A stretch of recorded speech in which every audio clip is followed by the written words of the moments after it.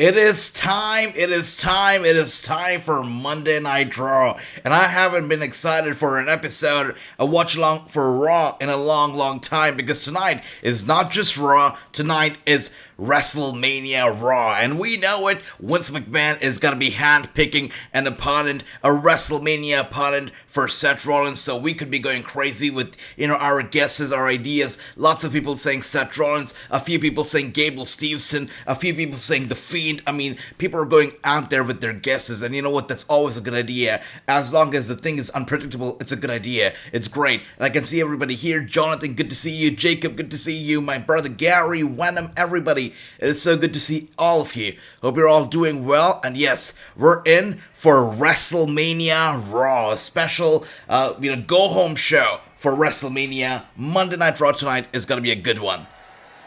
And we are live from Pittsburgh.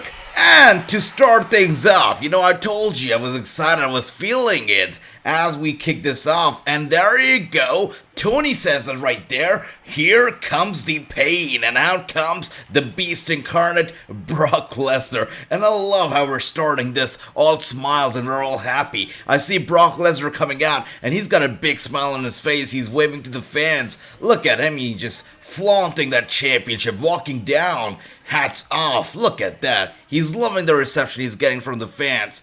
This is WrestleMania Raw, a very memorable night. Let's see if WWE is able to make it or they're able to break it. Because I remember the last time this guy Brock Lesnar was going to be facing Roman Reigns at WrestleMania. The go-home show ended in a way that all we got was some title snatching between Roman Reigns and Brock Lesnar. They were trying to pull the title off each other's hands, and that was about it. That was the way we went into WrestleMania. That was an awful go-home show of Raw. But you know what? That was the way they closed the show. We're opening the show with Brock Lesnar. Now, if Brock Lesnar is the opening act in the show, you can only imagine how good the rest of the show is going to be. Wenham, that's right. You're not late. You're right in time. Good to see you. Gary, good evening. Everybody, hello. Good to see you. And that's right. Here comes the pain. Tony, I miss you too, brother. Good to see you. And I know you miss the referee too. The referee misses you back. You got to be back for this 2K22 streams. That's right, brother. Jake, what's up? It's a big week for everybody in wrestling, and a big week for everybody, all of us here at Wrasslingnews, because we just had, Authors of Pain on the channel. We're going to be having Mickie James on the channel. We're going to be having the exclusive, the last interview that the legend Shad Gaspard ever recorded. It's going to be happening on this channel this week on Wrasslingnews. It's a big week, and you can't miss out on a beat. And that's right, True says right there, let's see if they produce a decent show. That's right, and this is WrestleMania Raw. This is the go-home show for WrestleMania 38. The go-home show for the Red Brand. They better deliver. And that's Cody, and Luz says Cody is here. It's a funny thing, because WWE was advertising Ronda Rousey for the show tonight for a match, and Ronda Rousey got on her Twitch and she said, I don't know what they're talking about, I'm not even supposed to be on the show. So WWE then later on pulled her off the card and pulled her off the match and canceled the match. It's funny how even the team internally doesn't know who's appearing or who's not appearing. So if you say Cody is there, I don't know if a lot of the people backstage know he's there, because it's all up in the air. And Andy, good to see you, brother. Good to see you. Hope you're doing well and hope you're ready for WrestleMania Raw. Anthony, that's right, special. Let's see what's special about this one. It's supposed to be a good night. Let's see how good it turns out to be. Jason, my brother, says, wait, what is Michael Cole Raw? And Corey Graves is out, and Corey must be going back to the ring to wrestle. That's right. Graves is the fourth man. That's right. That was a good pick right there, Jason. I looked at the commentary table. I looked at Corey Graves and I looked back, because I don't want to do anything with Corey Graves. But that's right. Michael Cole is here on Raw. Yeah, that's a good pick there, brother. Very good pick. And look how we're starting off. We're starting off with a 10-minute highlight package from SmackDown. Isn't this beautiful? Come on. We already know what happened on SmackDown last week. But anyways, we're going to get a highlight anyways. No matter we like it or not, no matter we want it or not, we're going to get the highlights. And that's okay. And Wrestling Me and Crazy, good to see you. Hi everybody. That's right. I'll go to sleep now. Or I see, brother, Egypt. I love that. Egypt, that's amazing. Beautiful place. Have a good night, brother. See you soon. And if we want Cody, we want Cody. Run DMG, good to see you. Everybody wants Cody Rhodes. Everybody wants him. I put up this little status right there on my channel, on my page on Instagram. You know, everybody's talking about it right now. And everybody's talking about how they want Cody Rhodes, how it's going to be Cody Rhodes. Everybody thinks it's going to be him. Let's see if it's actually him, and let's see if he actually shows up tonight. My guess is that Cody Rhodes does not show up tonight. I think he's going to be saved all the way for the big pop at WrestleMania. You know how the Jeff Hardy and Matt Hardy, how their return was kind of saved for WrestleMania? I think that's what's going to be happening with Cody Rhodes. Of course, this is a bigger deal. That's not saying much because the go-home show for SmackDown was not good, says it's not a lie. It's right, true. You're right. But Brock Lesnar seems to be having fun. Look at him, all smiles, such a big smile on his face. WWE Champion is in the house. That's right, the WWE Champion is in the house. Where he should be. His show. It's his show.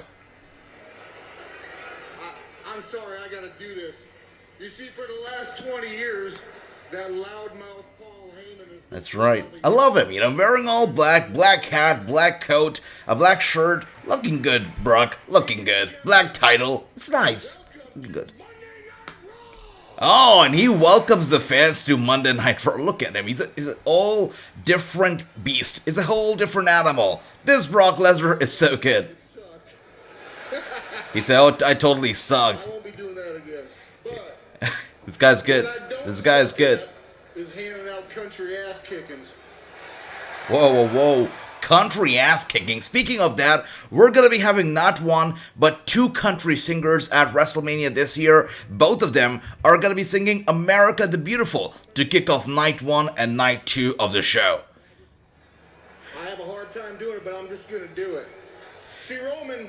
And Andy says Ronda is not having a match tonight. It makes sense because Becky and Charlotte cannot stand her. And that's what makes the match against Charlotte Flair at WrestleMania so good. Because, you know, we know that she can't stand her. And if they're going to be main eventing one of those nights, it's going to be a crazy battle. That is for sure. And Charlotte Flair really goes out there in the ring. Ronda Rousey goes out there with Charlotte Flair. We've seen her, you know, before bleeding profusely when she was in the ring with Charlotte Flair. So anything can happen. I'm very excited for that match without a shadow of a doubt.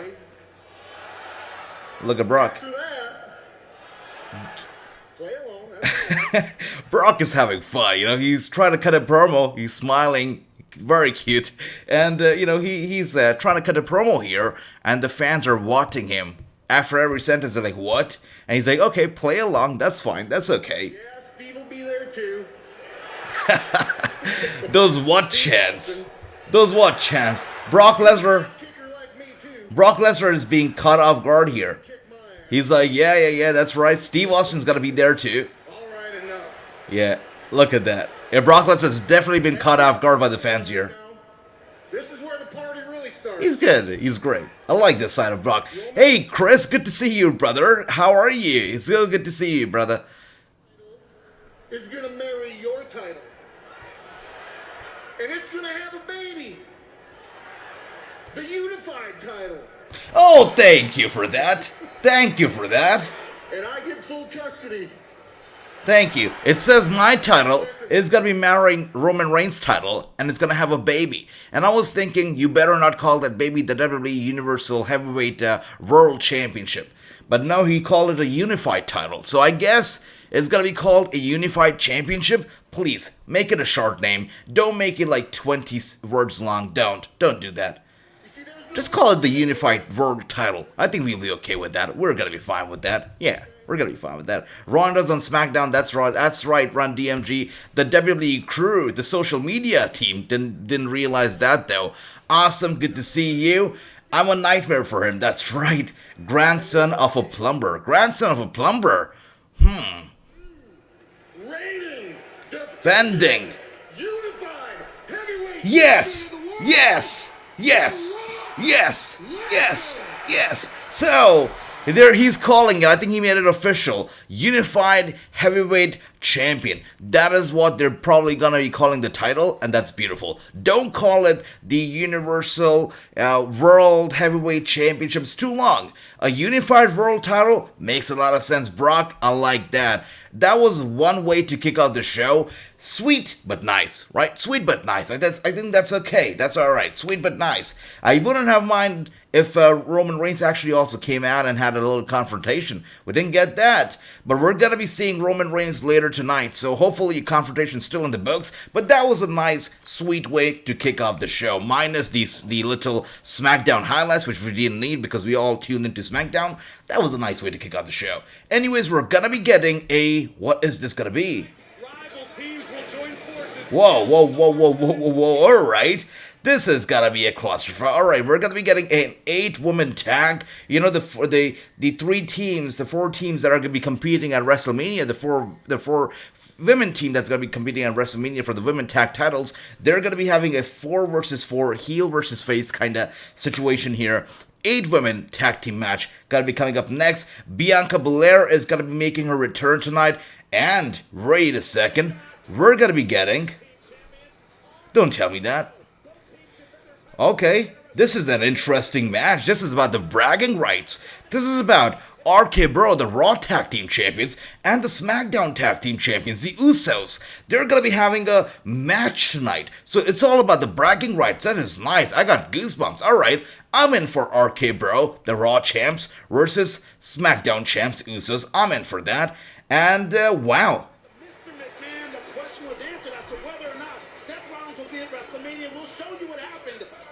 Oh, come on.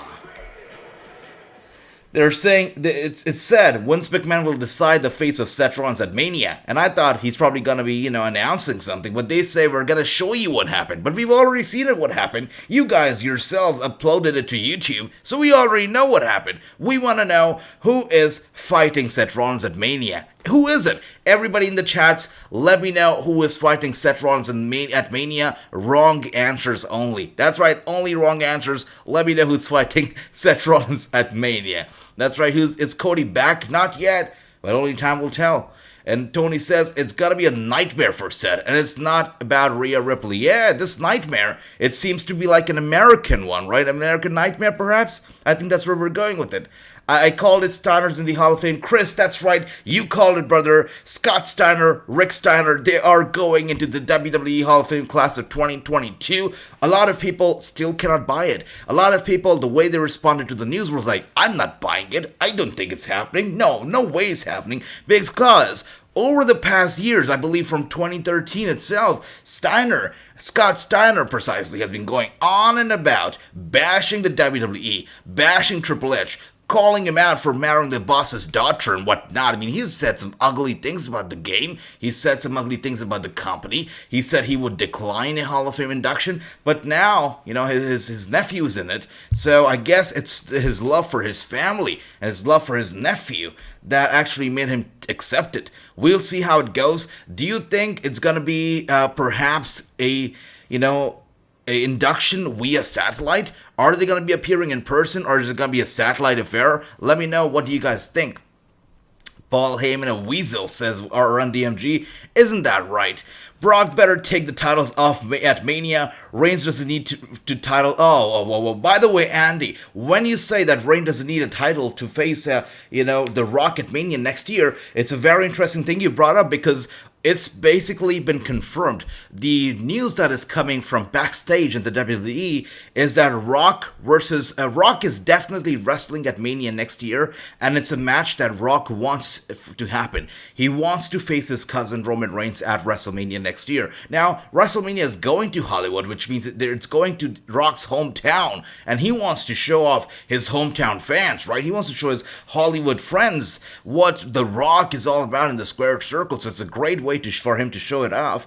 And that match is gonna be happening at WrestleMania against Roman Reigns. It's not set in stone yet, but the word is that Rock wants it to happen, WWE wants it to happen, it will be happening most likely. And and as Andy says, a lot of people agree that, they don't need the titles. For me, I think that I would love it for it to be for the titles. But let's see. Liz says, breaking news, Cody is going to be at Raw. Leaked video in WWE backstage with Stardust custom. Stardust, though. That would be hilarious. Imagine if Stardust shows up, that would be hilarious. And Gary there says Gable Stevenson is going to be the one who's going to be facing Seth Rollins stud. It's funny. I'm gonna touch on that in a bit. And Gilbert is gonna be fighting Seth Rollins, says Chris. I love that. Rollins versus Doink is hilarious. And Dale, hey yo, good to see you. And yes, there will be a lot of SmackDown stars. So good, so good. We're in for it. I can't wait to see the Raw Tag Champs and SmackDown Tag Champs tonight. I think it's gonna be fantastic. Stupendous is the word that I should be using all week long, by the way. And Gary, you actually bring up a very interesting point. Gable Steveson, right? He's a guy that people saw at the SummerSlam and they were happy, they were cheering for him, they were very happy for him. A lot of people want to see Gable in the WWE and they can't wait to see him in the squared circle. But the way that this has been hyped, everybody wants Cody Rhodes, everybody's expecting Cody Rhodes. So if it's Gable Steveson, are people going to boo him or are they going to be happy for him? Let's say if it's not Gable Steveson, let's say if it's somebody big like The Fiend.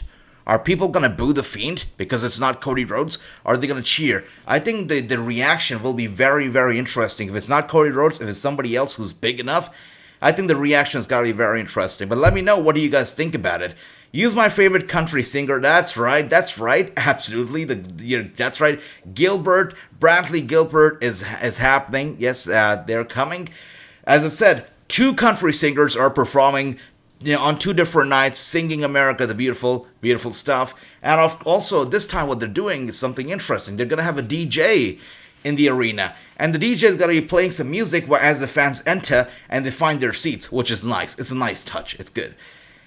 And Chris says, Andy, is Jesse James. That's right, absolutely. Jesse James Decker and Bradley Gilbert. Good stuff. You know what? I would like to ask you guys this. WWE calls WrestleMania the Super Bowl of the WWE, the Super Bowl. And Super Bowl is a big, big event, and so is WrestleMania. But Super Bowl has this thing called a Super Bowl halftime show, what everybody looks forward to. A lot of people don't watch Super Bowl for the Super Bowl, they watch it for the damn halftime show. Would you like to see WWE also having a halftime show for WrestleMania? Because I would. We're having The Weeknd for the 3rd time in a row.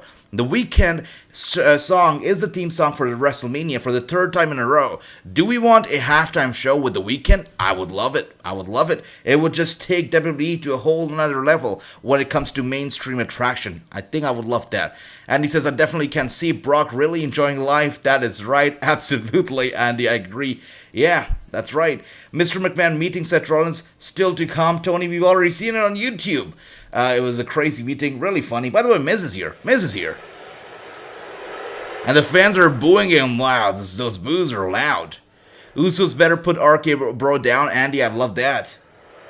You know, I imagine Rey Mysterio has an incredible outfit planned for... Is Logan Paul showing up tonight? Because he better should, if he wants a match at Mania. By the way, anybody else has a problem with Stone Cold Steve Austin not showing once on Raw or SmackDown to sell his match at Mania? Or segment at Mania? He hasn't showed them once. And I don't think that's a very good thing. If you have a segment or if you're involved in Mania, at least show up once. I'm not saying a lot of times. Once to sell your match. Hasn't shown up once and expects us to be excited about it. Come on. Ladies and gentlemen, get up out of your seats. We gotta get up. And help me welcome. Who? Lucha Logan. Wait a second. Lucha Logan. Are you kidding me right now? So you're telling me that Miz stole Rey Mysterio's mask the other day only to make Logan Paul Lucha Logan? Hey, at least he looks better with the mask on. That's a good thing. Rock can bring out his Brahma Bull title. Oh yeah, Mandy would love that, brother. Would love that. Make it for the Brahma Bull title. Yeah, and you know what? Make it a stipulation. If John Cena, I'm sorry. Oh, whoa. Actually, he should have done it for the John Cena match. If John Cena would have won that match, he would have made that title a spinner title. That would have been funny as hell. Moose versus Rollins would be big. True, would be big for sure. And look at that. We've got Lucha Logan in the house. And the fans hate him. Look at them. The fans love to hate Lucha Logan. Moose versus Rollins should have been, that sounds like an epic match. That's right, Tony. Absolutely. People power versus Rollins. Interesting. That you have earned, you take it. And I'm going to keep taking it. Wow. Because the feel like I want a mask of my own. It's funny, I don't know if that's Bryan Danielson or it's Logan Paul, because he's definitely wearing those Bryan Danielson clothes, right? He's definitely wearing those Bryan Danielson clothes. And is here, good to see you. Welcome to the family. Welcome on board. It is so good to see you. Oh, whoa, who's coming out here? Wait a second. Who is this? Rey Mysterio. Rey Mysterio and Dominic Mysterio. What a surprise. But good to see the two coming out here. And Ron DMG says, Moose should have not spared. That's right. You know, when I interviewed him, Moose said, I regret sparing his wife and his kid. He's a scary, scary guy. And if he ever has a match against Rollins, you know he's cool. He's going to go after the man, Becky Lynch. He's even cut a promo on her on Impact. So he would have no problem going after Becky. You know that for sure. And Rey Mysterio is not happy. He's going after Lucha Logan, going after the mask. Lucha Logan saying, hey, wait a second. I got no business. Wow. And Dominic is going after Lucha Logan. It's so funny because Lucha Logan, he's dwarfing everybody in the ring right now, yeah? But what's happening here? Wait. Are you kidding me? Is the referee sold out?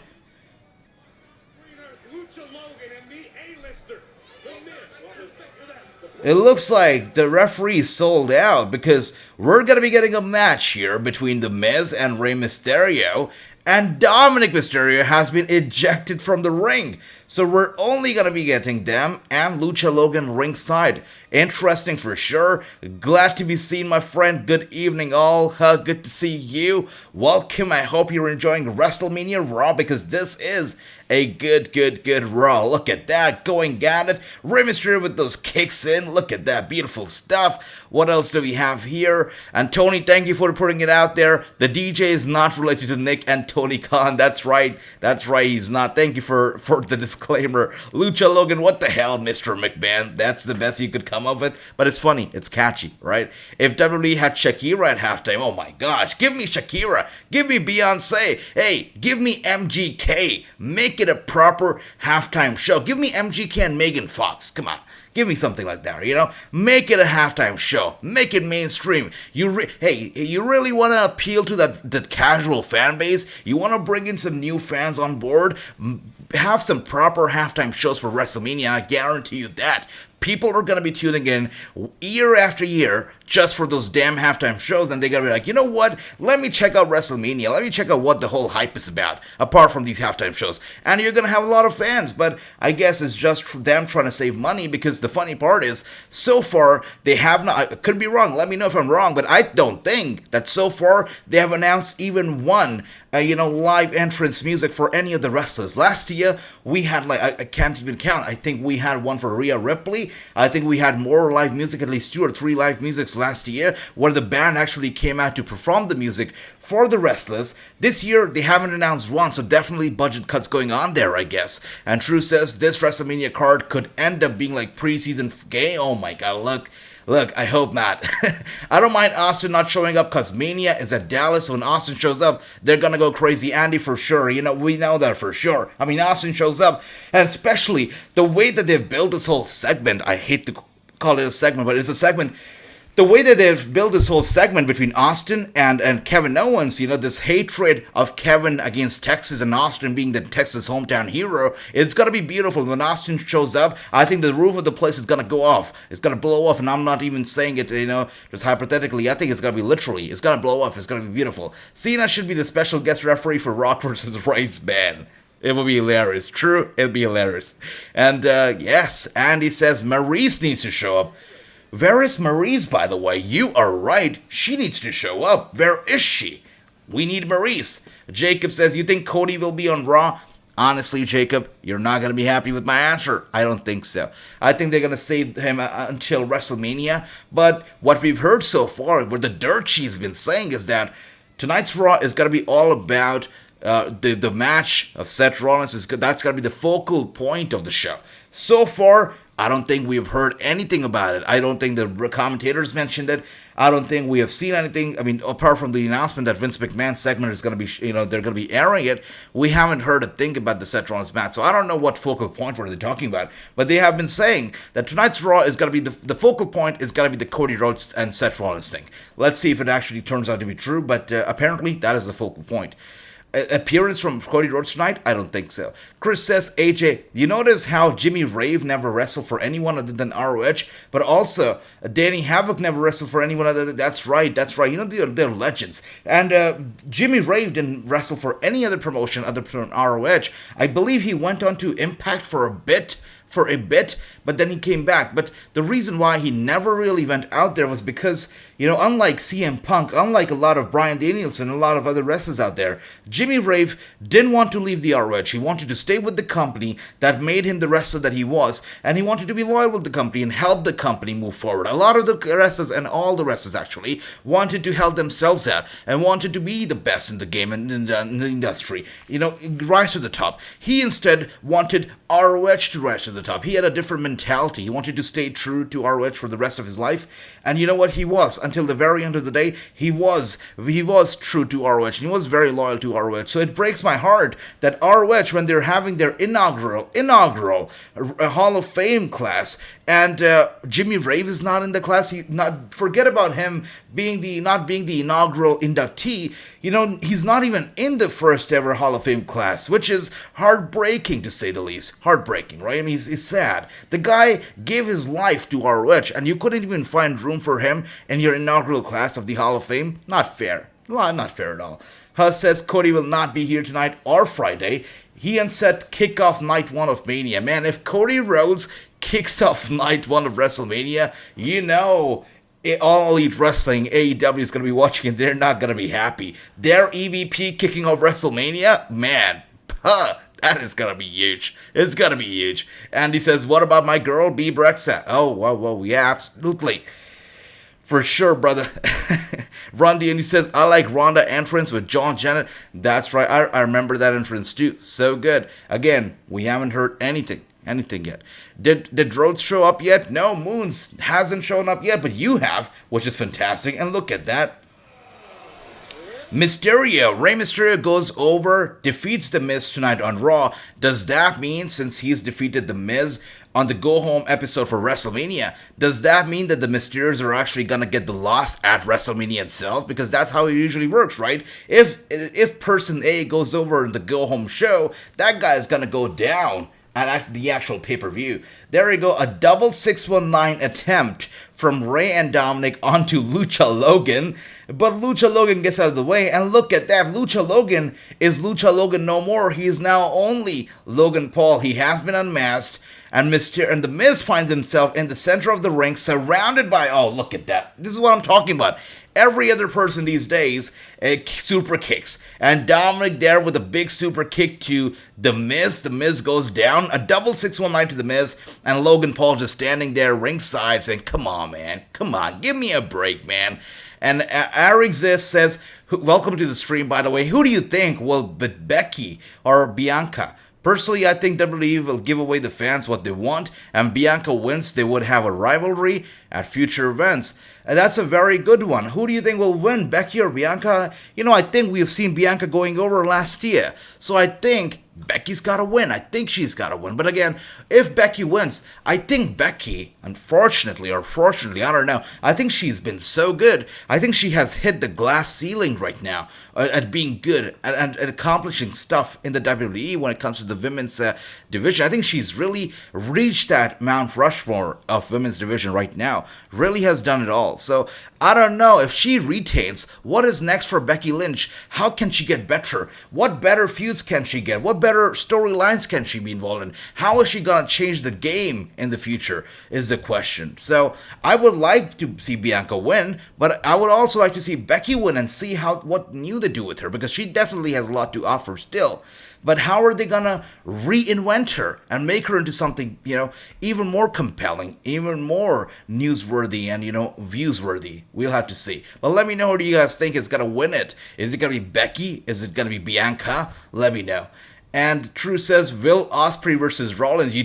By the way, guys, Who thinks that last night's Oscars was sponsored by the WWE, and the little thing we saw between Chris Rock and Will Smith is only gonna lead up to the match between Chris Rock and Will Smith at WrestleMania 39 in Hollywood? I mean, the timing is just right. They're going to Hollywood, and we see such a big feud take place at the Oscars. I think it makes sense. I think it's written all over the place. Will versus Rock, and I mean Chris Rock at WrestleMania 39. Give me that. Give me that. I would love that. Moon says, for some reason, the main match I'm hyped about is Nakamura versus Boogs versus Usos. Moons, you're the only one. I'm kidding. But wow, you're hyped up for a Nakamura match after the very stale Intercontinental title run he had. That's interesting. Let's see. I really hope Nakamura and Rick win. Shinsuke was one of my favorite wrestlers. I love Shinsuke Nakamura too, Moons. I get the hype that you have. You know, you're rooting for Shinsuke Nakamura. He used to be one of my favorites too, but WWE just ruined him, right? So I get the hype, and I love it. I love that you're rooting for them because, you know what? They are performers and they perform well, and they deserve the support. So I'm happy that you're supporting them. But again, I don't know how they're gonna book it. I don't know if it's a pre-show or it's a main show, if it's actually gonna get enough time. So I don't know if I should be invested into that match. But I love that you're into it. And you speak about Nakamura, talk about Boogs. I mean, Boogs, with the strength that he has, with the shape that he's in, I think he could very well be the future. They only gotta look at him the right way and really see what he has to offer. I think Rick Boogs could be the future. Absolutely, absolutely, brother. I love that you're amazing at this because you see something in them that a lot of people fail to. So that is beautiful stuff, Moons. Good stuff. Really appreciate that. His theme song is also catchy, 100%. Andy says, I'm pulling for Becky to keep her title, nothing against Bianca, but I'm hoping for Asuka to show up. Yeah, I love that. Becky versus Asuka. Would love it. Would love it. Tweet Tony Khan about Jimmy Ray. Very important. He should know for sure. Ricky, my buddy, good to see you. Don't worry about being late. We're having fun here. We just saw a match between Mysterio and The Miz, and Mysterio went over. That was sweet. We saw Brock Lesnar kicking off the show. That was sweet. Nothing too crazy so far. Good to see you, Ricky. You haven't missed out on a beat here. The fan who attacked Rollins will be his opponent. Oh, dear. Remember that guy? Oh, dear. Wow. I don't know how people have the guts to do stuff like that. It's crazy. Film Nation says, I am here. Happy Monday. Film Nation, my brother. Good to see you. Logan Paul just standing outside. That's right. That's right. Up next, Seth Rollins meets Mr. McMahon. If you want to see that already, you can go to WWE's YouTube and check out that segment. They've already uploaded to YouTube, so I don't know why they did do it early on, but they already have it up on YouTube. You can check it out. Get your feet off my desk. That's right. That's what I'm talking about. Everybody knows what happens already. Chris says, Trish Stratus slapped Becky. Let's talk about it. Absolutely. Let's book it. Yes, 100%. Trish slapped Becky, but Bianca is now cleared to wrestle, so we're certainly not getting Trish versus Becky this year. But when are we gonna get it? Because that is a big, big, big match, right? Who doesn't want to see Trish Stratus versus Becky Lynch? Give me that. Give me that match. Ricky says, Phil, what else do we have here? Joey's here. Joey says, what's up, brother? Good to see you. I have been a few, but glad to be back, ready to head to WrestleMania. That's right. You are here for WrestleMania Raw. We're all having fun. It's a great night indeed. Says, Vince Russo was hired by the Academy last week and secretly fired this morning. No way. That is probably what happened. That's right. Ricky says, Film Nation, BTS, I didn't see you on pregame stream early today. I see. Pregame. Oh, what? Weirmahan package. Weirmahan package. Your fate is sealed. Yep. Your fear is certain. By the way, guys, Mickie James, that's right, Impact Wrestling superstar, former WWE superstar, Mickie James is making her appearance on this very channel. She's going to be joining me for an exclusive interview where we drop some bombs, where we talk about some stuff that you guys have been wanting the answers to. You guys asked me to ask her about Empower 2, and I'll tell you what, I asked her about Empower 2, and she gives me an answer that I guess is going to make some people very, very happy. And we talk about a lot of stuff, Impact and beyond, and NWA. So Mickie James is going to be making her appearance on this channel very, very soon. Stay tuned, because that is one hell of an interview. And that is not it. We're going to have more celebrities coming up on this channel. in this week itself. Big names coming on here. That is right. Moon says, I forgot what happened to Asuka. Asuka's been out for so long. It's not hard to forget. But yes, she is going to be back. You know, unlike Kairi Sane, her former tag team partner, Asuka's going to be back. I think last night Chris Rock will have his match. Will Smith next Mania. I think so too, for sure. I see Becky retains her title over Bianca, then Trish Stratus will come out. I love that. I would love that. And we're getting Johnny Knoxville, Edge, Stone Cold, Seth Rollins, everybody. We're getting a little package for WrestleMania, it seems like. Alright, that's nice. Wasn't Veer coming to Raw last week? No. They announced that he was coming to Raw the week after Mania, so I think they're still on board here with that. Ricky, no sorries, you're amazing, brother. You're amazing. Joey says, how long we gotta wait for Veer to make his appearance? Apparently, it's week after Mania. So we'll see. I don't get the stupid four-man commentary. It's too much. That's right, Chris. You know what? If one man is right, that's all you need. One-man commentary is good enough. You know, you see it on Wrestling News every day. But that's right. Four-man, it gets too much. Especially if you have somebody like Corey Graves on there who really loves to talk. And, you know, it just gets too much. I understand that. Cody says, Tony, I see the love for Cody Rhodes. We all want Cody Rhodes, but hopefully he shows up without Brandy Rhodes. Let's not. If anybody is listening out there, please, only have Cody Rhodes return. I don't think we want Brandy Rhodes. Only have Cody, please. Anybody here wants Brandy Rhodes back in the WWE? Let me know if you do. What's my girl Mickie James showing up for the interview? That's right. When is she showing up? Andy. She's showing up very soon. Very, very soon. As soon as I get the green light from the powers out there to put out the interview, because I'm waiting for the approval. Once I have the approval, that interview is going to be coming up. But yes, Authors of Pain just joined me for an interview yesterday. If you haven't checked it out already, check it out. It's on the channel right now. And Mickie James is going to be showing up. She's going to be stopping by. I already recorded the interview with her early today, and she is going to be joining us for an interview, showing up on here very, very soon, either tomorrow or day after. It's happening very soon. And Frisbee is here. Frisbee, my brother, good to see you. Do you think Cody's career is better in AEW or in WWE? I think Cody's career in WWE was going downhill. I think it was the Titanic. It was sinking, and he had to do something about it. And that's why he got on a lifeboat. And when he got on a lifeboat, he went over to AEW, which really, saved him.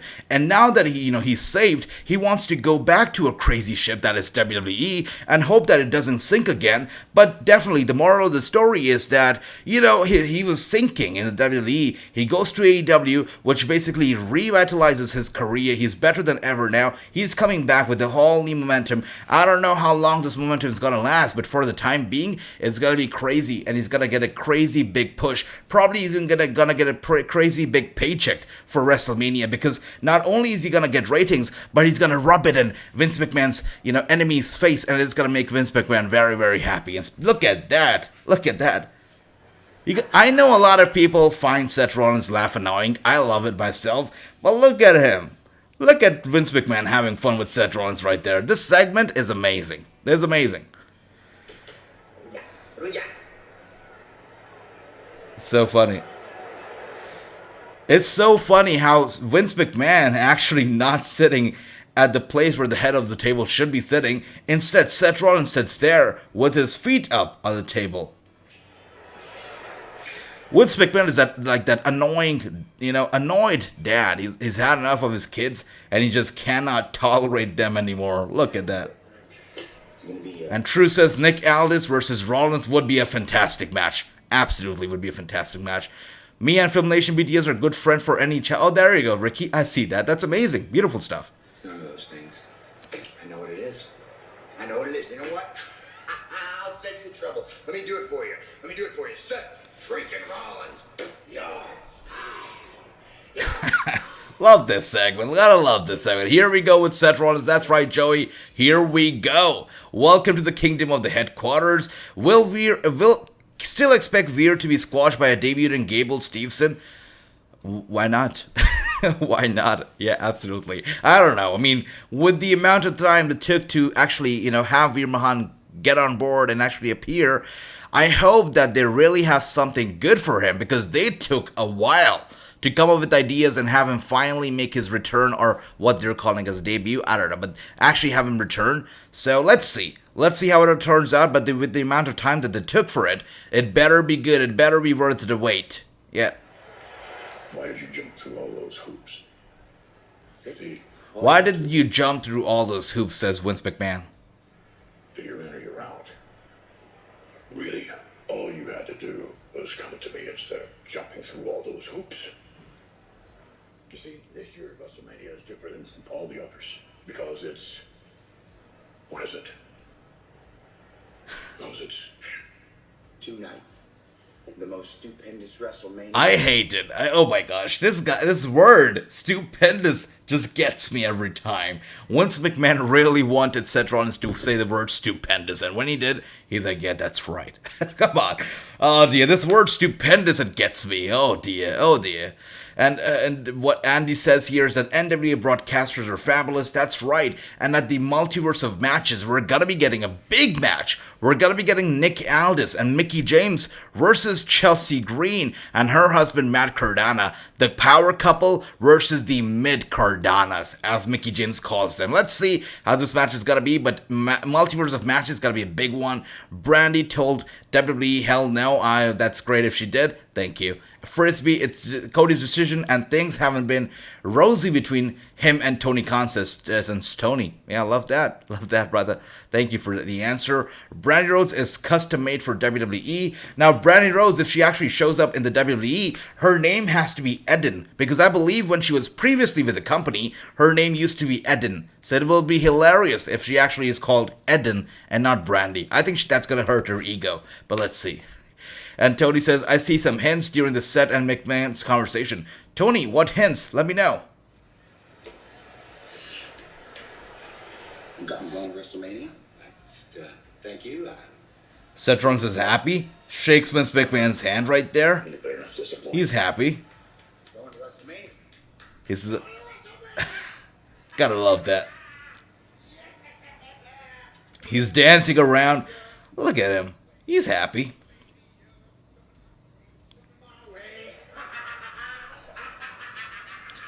Talking to the dinosaur on the wall. That's a big one. Seth is a great heel, Joey. I agree. I love the laugh. I love the out there attitude. I don't think anybody can pull off what Seth Rollins can pull off so beautifully and so perfectly. I mean, it's so cringy, but he makes it look so good. It's great. You know, it's one thing to do it on the film, to do it on the big screen like the Joker does, but it's another thing to do it in front of a live crowd and do it all the damn time like Seth Rollins does. A lot of respect I have for Seth Rollins for doing this. It's great, great stuff. Ricky says, I just saw Seth Rollins and Vince video on YouTube. It is so good. It is so good, really. And Tony here has some hints here for us. Let's see. He says, behind McMahon is the picture frame of the American flag. I saw that too. The same red, white, and blue that the Nightmare wears. That is a good one. Wow, that's a good one. Let's see, what else do we have here? And a frame of the skeleton dinosaur. What kind of a tool do you dig for a dinosaur bone? It's golden.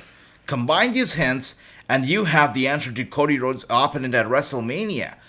Oh. Mr. McMahon said, oh, well, actually, you know what? Tony, I got goosebumps right now. I got goosebumps because that is a great, great take. I was looking at the American flag behind Vince McMahon. I was trying to think what picture that was, what painting that was. That makes a lot of sense. Why would they have that flag in that exact same position, that frame in that exact same position? It has to be a hint. I got goosebumps all over my body. Tony, you make a very valid point here. The hints were right there. There was a frame with the American flag behind Vince McMahon. There was a dinosaur on the wall, which is there. And, you know, I mean, we know it. It's a thing in Vince's office. But what kind of a tool do you use for it? Yeah, exactly. That makes a lot of sense, Tony. For sure, Cody Rhodes, it could be it, and the hints could be out there in that segment. Just like Tony wrote it right there in the comments, I would suggest all of you to check out, you know, the segment once again, and you will be able to pick on his hints, the ones that you mentioned there. That's cool. That's right. Seth Rollins' face is great. The way he was just dancing around, you know, sitting at the table was hilarious. Funny as hell.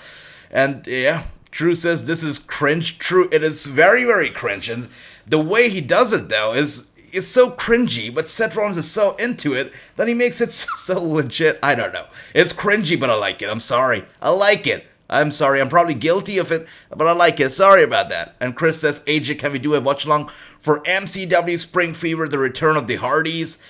At the Supercard of Honor just announced Willow Nightingale versus Mercedes Martinez. That is big. That is big. At MCW Spring Fever at the Return of Hardys. Would like to do that, Chris, absolutely. And, once again, I mentioned it earlier. The whole schedule for WrestleMania week is coming out. It's going to be coming out most likely by tomorrow night. It will be up. And you'll be able to see all the watch-alongs, all the shows that we're going to be doing this week at WrestleMania during the WrestleMania week. It's going to be happening. Chris, thank you for suggesting that. I'm going to be taking a little screenshot of it so that I can remember what show we have to do. That's right. And Renegade is here. Renegade, good to see you. And Renegade says Omos is in the building. Chris says I pick Omos. Who will answer Omos's Mania challenge? Are we going to have Omos get a singles match at WrestleMania? Does he deserve it? I mean, and let me know if you think he does, because I don't know if he's... I know he's a big guy. I know he's been around. He's wrestled quite a bit this year.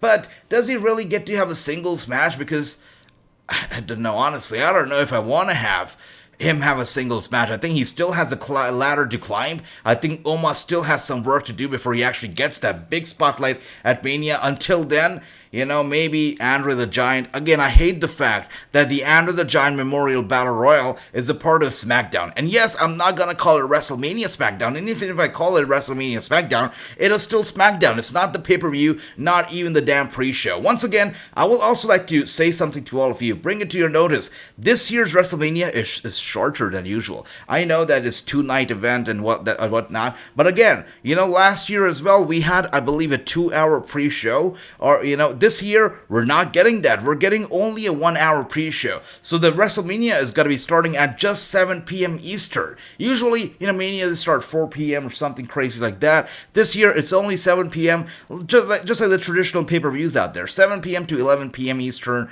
11:30 p.m. Eastern, the normal traditional time for a pay-per-view. So, that is crazy. They could have made it a 2-hour pre-show and squeezed the Andre the Giant Memorial Battle Royal into it, but no, they just made it a 1-hour show, so that's something. And Matt, good to see you. My brother D-Star is here. D-Star, good to see you. I was just thinking of you, brother. I hope that you're doing well, you're feeling better, and on your road to recovery. And he says, just when it couldn't get any worse for the Viking Raiders, they're getting jobbed out in a 2-on-1 match. Very evil. That's right. It just can't get any worse for them, and I cannot get invested into the Viking Raiders anymore. I cannot.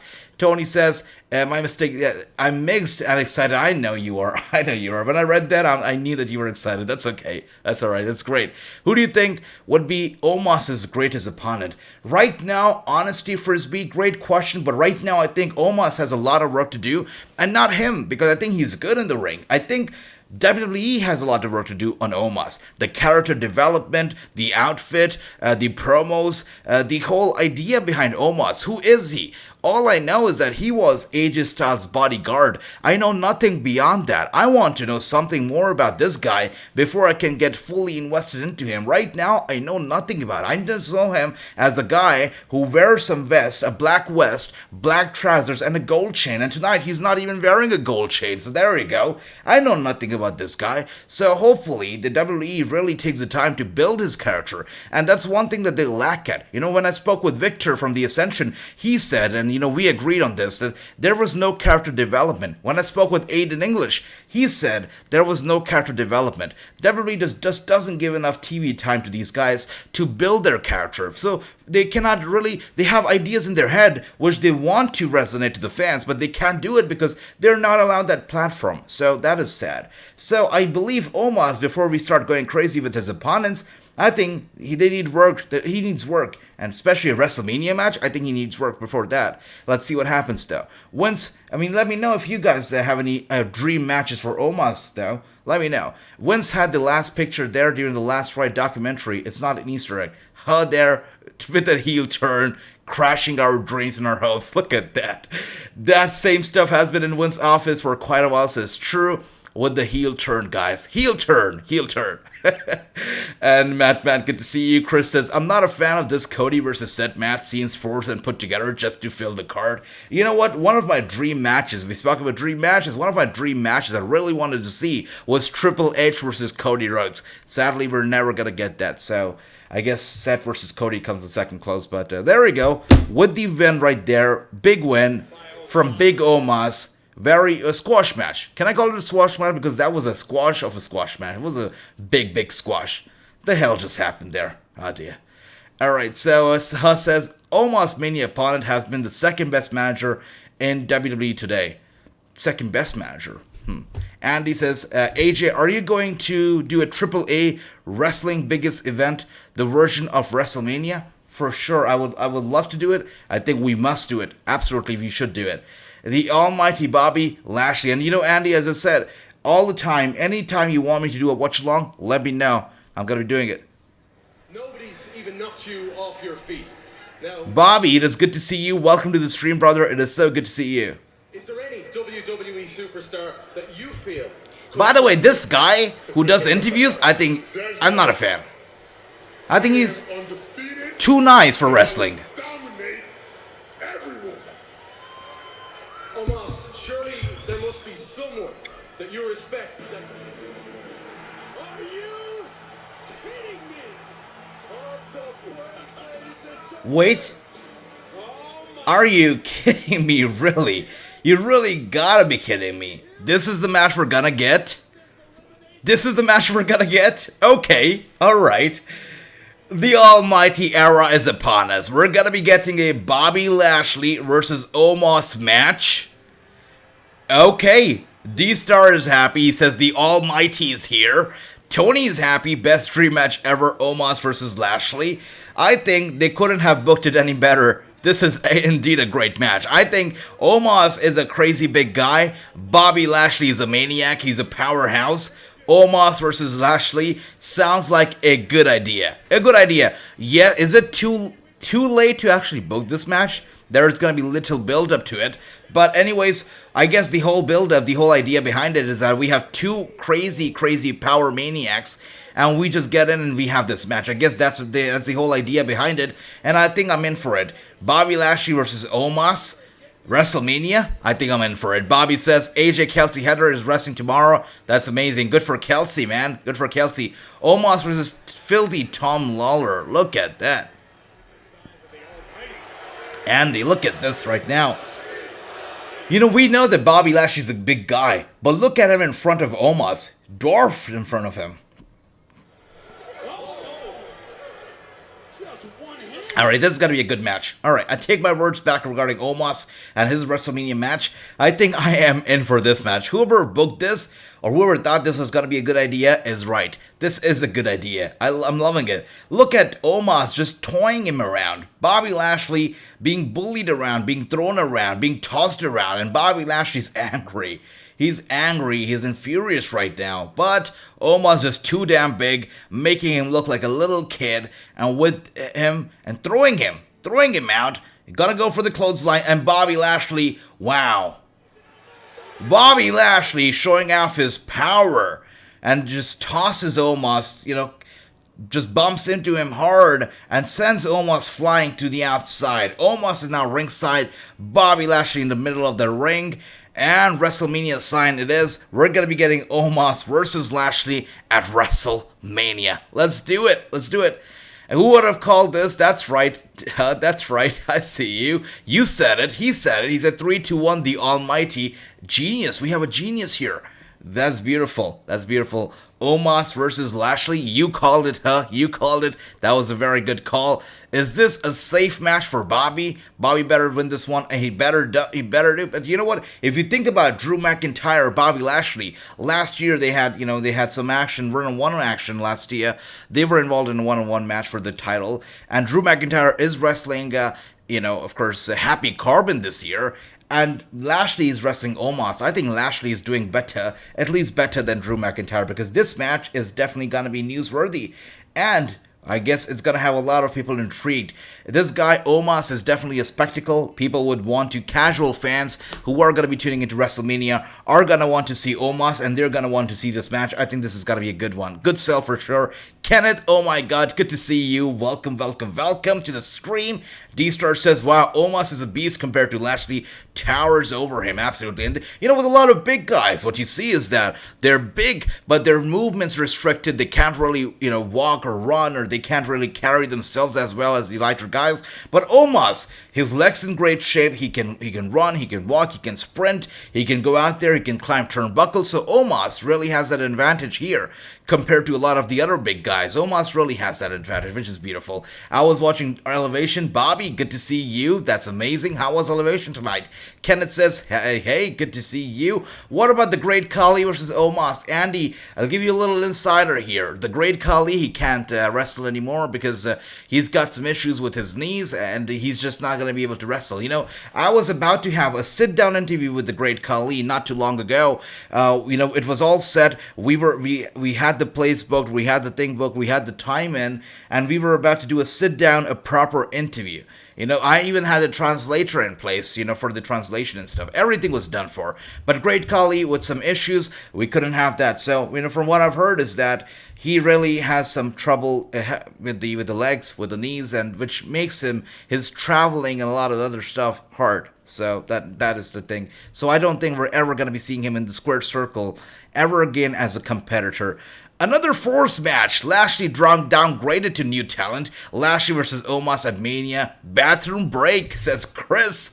Chris there, highly critical of this match. As I said, this match is going to have very little build-up considering they basically announced this match 6 days prior to Mania. So there's going to be very little build-up, or no build-up, apart from some build-up we see probably on social media. So it's definitely going to be interesting. But as I said, this match is not about the storyline. This match is about the spectacle. When a lot of casual fans tune in and they see this big guy, Omos, and they see this powerhouse Lashley, they're going to be like, wait a minute, this is a very interesting matchup. What is going to happen here? And this match is going to be, you know, for those casual fans mostly. And it's good. Good for him. I love seeing Bobby versus Umaga, man. That was one match. Umaga RIP. What a legend. What a beautiful, beautiful man. From what I've heard, very big heart as well. Very, very big heart he had. Everybody had just nothing but good things to say about Umaga. Why didn't they do Seth Rollins versus Lashley at Mania instead of keeping it, teasing us with Cody, maybe showing up? That's right, D-Star. I was thinking about it too. Seth Rollins had to struggle so much to get a match at Mania, and Omos comes in, and Lashley comes out, and he points to the sign, and that's about it. That's it. You got your match. You got your match at Mania. Bobby says, I'm looking forward to watching Willow Nightingale. That's right, it's happening. Super Card of Honor just got bigger because we have Willow Nightingale. We have Mercedes Martinez. And yes, of course, we have the Briscoe brothers. We have the FTR. Super Card of Honor is going to be a must-see show, guys. You got to tune in. It's got to be a big, big show. Lou says, how was yesterday when I left? We did a long watch-along for the every single WrestleMania match on the card, WWE 2K22, you know, style. And it was a good stream. We had a lot of fun. It was great. But now that we have some more matches announced, I guess we got to do that stream once again with the newer matches also in there. And Jason says, AJ, question. All right, Jason, is the brand split officially over? Since they have unified the title, I think the brand split is over. I thought so too. You know, when the whole idea of this unification was going on, actually, before they even announced it, I had a feeling that it was going to be happening. But when the idea was going around, you know, when they were talking about it, I thought the brand split was over. And I thought that, you know what, they're probably going to somehow make it a triple threat for the women's titles too. They're going to have Ronda versus Becky versus Charlotte for the women's title, of course Brock versus Roman for the unification, whatnot. I thought it was over. But, you know, then I heard that they're going to be treating this unification the way that they treated the unification back at WrestleMania 35 when Becky Lynch won both the Raw and SmackDown titles. Even though she has both the titles, it's just going to be treated as two different titles, and the unification and then the brand split is not over. Now that we know that they're going to be giving this title a new name, this new title. Wait a second, what is happening here? What is happening here? Wait a second. This is so sudden. I mean... Look, Dana, we don't have to wait until this weekend to have our WrestleMania moment. We can have one right now. Oh my gosh, you talk about cringe. We'll have Oh my gosh. Reggie has just proposed to Dana Brooke, and she has said yes.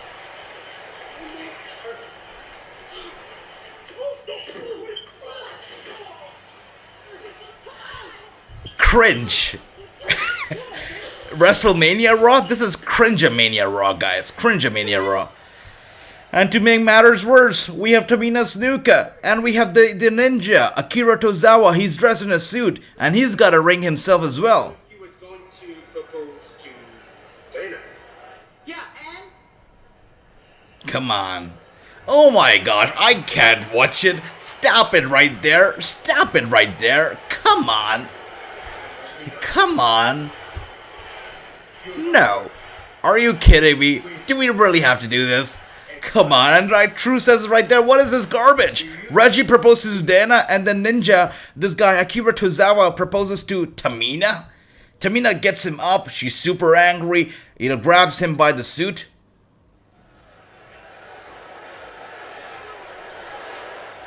I can't believe this is happening. Oh ho ho ho. Yes. And she says yes. She says yes. And the ring won't fit her finger, guys. The ring will not fit her finger.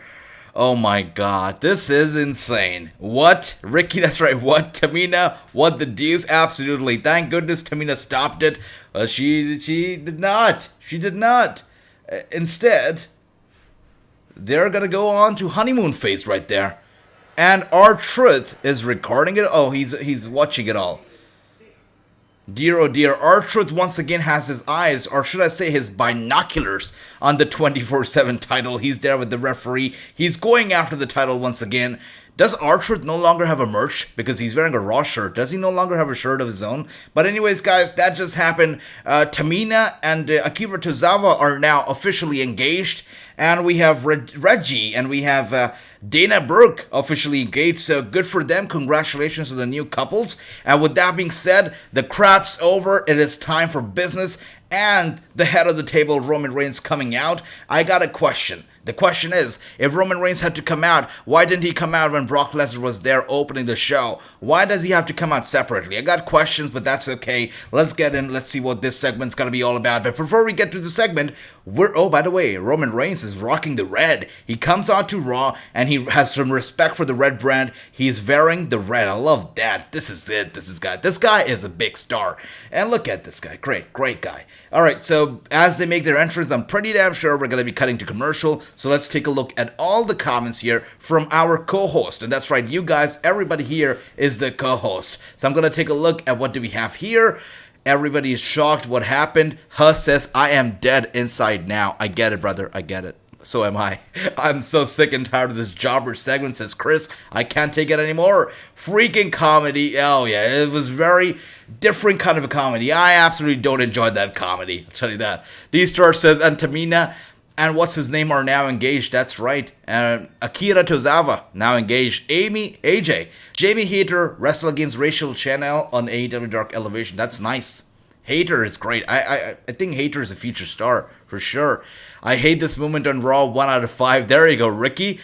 Worst segment ever. Dale, I love that. And when Dale says worst segment ever, it means that was the worst segment ever. I love that. Huss says acknowledge him. That's right, everybody. Fingers up for the tribal chief. Fingers up for Roman Reigns. You gotta acknowledge this guy. Acknowledge this guy. All right, guys. This is once again gonna be Roman Reigns versus Brock Lesnar, the unification match, which I believe they're gonna be calling it the Unified World Title. So much more simpler than what Roman Reigns called it on SmackDown, the Universal Heavyweight World Title. That was awful. Unified World Title, so much better. So much better. D-Star says more rings flying around than Lord of the Rings. That is right. Come on. They insulting Akira Tozawa. Akira Tozawa is a good wrestler, actually. He's a good wrestler. We saw him in 205 Live. The guy can wrestle. He can fly. He's a great cruiserweight. But the way they're using him is sad. At least he's getting that paycheck. I hope he's getting a good paycheck for the kind of stuff he does. It's crazy. And True says Drake Maverick wrote that crap. I wouldn't be surprised. He is now working as a producer. I mean, the guy gets fired and hired. fired and hired, fired and hired. So, yes, he's now working as a producer. Good for him, I guess. Ricky says, this is trash. Look at that. Drew says, acknowledge him. Absolutely. And him and Jake Paul. That's right. Oh, Jake Paul. Yep. The Superman run killings is awesome. I see the fingers are up. Love that. I'm so tired of this Roman versus Brock crap. Oh, I got Chris here with the heel turn again. He says he's tired of Roman versus Brock. It is so watered down. And it's forced down our throats. You know, you might say it's forced down our throats, but the thing is that this is a big thing going on right now. I mean, you know, like Brock or not, but you cannot deny the fact that Bloodline is the best thing happening right now in the WWE, right? But it is well, no matter what you call it, I still remember that little go-home show when the way we ended the show was Roman and Brock just snatching the title each of their hands. That's it. They were trying to snatch the title off each other's hands, and that is how we went into WrestleMania, and that's how we ended the go-home show for Raw for WrestleMania. It was crazy. So this show, obviously better so far. I guess we're gonna have a good time. No commercials yet, and that is surprising. True says Roman's logo looks like a Superman logo. Indeed. Hella says you have to space them out. If you give people Brock Roman right away, it's all downhill from there. Space it out. You're right. Absolutely. Yeah, I mean, if you don't have anything else bigger planned for the night, I guess spacing out is a good idea. Bobby says, I hate Roman Reigns. What? Bobby, what? Okay, alright. That's interesting. Interesting take right there. Again, we're going to be seeing the Usos also in action later tonight against the RK Bros, so that's going to be good. Pittsburgh! Oh, Pittsburgh. He acknowledges Pittsburgh. You see that. Acknowledge me! Acknowledge the tribal chief. Acknowledge Roman Reigns. I see that. We the ones, Film Nation. We the ones, baby. Look at that. And Andy says, I want to see Jamie Hayter win the TBS. Oh my gosh, I would love that. For sure would love that. I was going to talk about, being the last needle mover. We was going to talk about God mode. We was going to talk about how I used to run Monday Night RAW. Look at that. Yeah, yep, we remember that. Until Fox came begging for Wait a second. When he was on Monday Night RAW, there was no Bloodline, right? No, he didn't run the show then. It was awful back then. No, Roman Reigns. You're mistaken. He was awful. Without the Bloodline on Monday Night Raw, he was awful. I'll say it, he was awful. USA and Fox won't end the brand split. SmackDown needs major help. I agree, true. I don't think they're going to be ending the brand split. Fox is very particular about it. They want their world title. They want their show. They don't want their roster to be crossing over with NXT. They're very particular about that stuff, and I guess that proves it, that we're not going to have an end to the brand split. Just not yet. just like I'm going to smash Brock Lesnar. Gotta love that. And Ricky says, I will... Oh, there we go. Okay, I see it.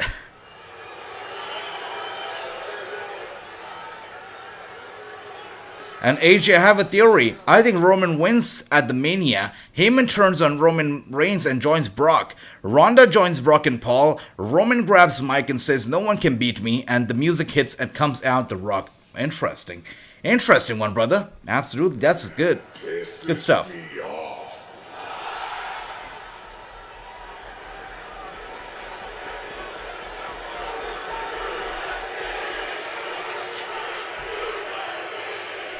Suplex City chants going on right now in the arena. People want to see Brock Lesnar and Roman Reigns confronting each other right now as we speak. Let's see what happens. Wow. Well, let's talk about Brock then. That's what y'all want to do. Y'all want to Alright, so Roman Reigns understands that fans want Brock. He's like, alright, let's talk about Brock. Let's talk about Lesnar. And Jason, I love that theory right there. Roman grabs the mic, no one can beat me, and Rock comes out. That is beautiful stuff. I think that'd be amazing. And, okay, thank you, Ricky. I see that. If you hate Roman, he's doing his job well. Absolutely. Yep, 100%. if you hate Roman, he's doing this job well. Ending the brand split benefits both networks. That argument makes no sense, but that is actually true, because if you look at how Fox Network is, they don't allow their SmackDown stars to appear on NXT. The reason why we only see Raw stars appearing on NXT is because both Raw and NXT air on the USA Network. We don't see, and we will never see, the SmackDown stars appearing on NXT because Fox doesn't want their stars going over to NXT, but which is funny because right now we have their Fox stars on Raw. They're making an inspection tonight, so yeah, that's interesting for sure. That's right, shout out to DMD. They are in the hometown of the DMD, Britt Baker, as we speak. Comes out here and it's just a game now. Oh, we're talking about Suplex City. It's a carnival where it's a wedding now. The titles are gonna have babies. It's just a game. Okay, that's all good because the tribal chief changed the game. Life is easy for Paul Heyman. I mean, when Paul Heyman was with Brock Lesnar, he used to be the one who used to run his mouth and do all the selling the matches. Now, all that Paul Heyman has to do is come out there and hold the damn championship. That is about it. And sell his facial expressions. That's it. Life is easy for Paul Heyman. I would love to be the manager for Roman Reigns because I got no talking to do. I got nothing to do. Just stand there with the title, and that is about it. Life is good. Life is good for Paul Heyman. Orange Cassidy versus Rollins would be a match. Roman was babyface that time. Roman as a babyface did not work. At least not for me. Did not work at all. DMD, that's right. And then, Brock, you're gonna know what it's gonna be like to make it personal. How much heat has Stone Cold caught for creating the what chants? Ah, that's right. I'm pretty sure a lot. But those what chants are beautiful. Beautiful stuff. By the way, have you guys seen that segment when the Raw Chants actually made their debut? That was a little backstage segment between Stone Cold Steve Austin and Stephanie McMahon, if I'm not wrong. It involved Stephanie, Stone Cold, and Michael Cole. It was definitely a very interesting segment, a very fun segment. And I don't think that the What Chants were supposed to be a thing back then, but they turned out to be such a legendary and long-run thing. You guys, if you haven't checked it out already, should check out that debut of the What Chants. Really good stuff. Alright, if this is how we're gonna close the night, close this Roman versus Brock thing on Raw, I think and I hope that we have something in store for SmackDown, because is this how we're going into Mania? No confrontation between Roman and Brock. Roman, alright, I guess this is a different approach because no confrontation, no beating each other up in the ring. I guess it's a different approach, a more professional approach in wrestling. Brock gets out here, he has fun with the fans. Roman gets out here, he sells the match. Both of them put their point across, and that's it. They're done and they head to the back. I guess that's a more professional approach in professional wrestling. I guess that's okay. The What Chant started because of the Austin's hearing problems. There you go, Truth. There you go. That's right, Ricky, with his What Chants. Don't get me started there, brother. Don't get me started with those What Chants. AJ, today I watched Giselle Shaw versus Rat Chanel. The match was great. I see you, Bobby. I see that. Giselle Shaw, definitely one of the most promising stars out there. Huh? Don't get me started on the What Chants. No, don't what me. Don't what me. And I don't like how AEW insulted the champ Thunder Rosa. Yeah, and you know what? One thing that I have a problem with, and I don't know if I'm the only one here, because people on social media have a different, really, they're split on this one. Sammy Guevara and Tay Conti, they are getting on social media and they're putting out some pictures from their bedroom with the championship, around the waist. I don't know if that's disrespecting the title, because isn't the title supposed to be something sacred? Isn't the championship supposed to be something you honor, not put it out there in such a very weird shape, such a very weird spot? I don't think that's very respectful of the championship. If you respect something, you don't, put pictures like that on social media, and you don't wear that title to your bed, right? Especially in that position. So I think that's a bit disrespectful.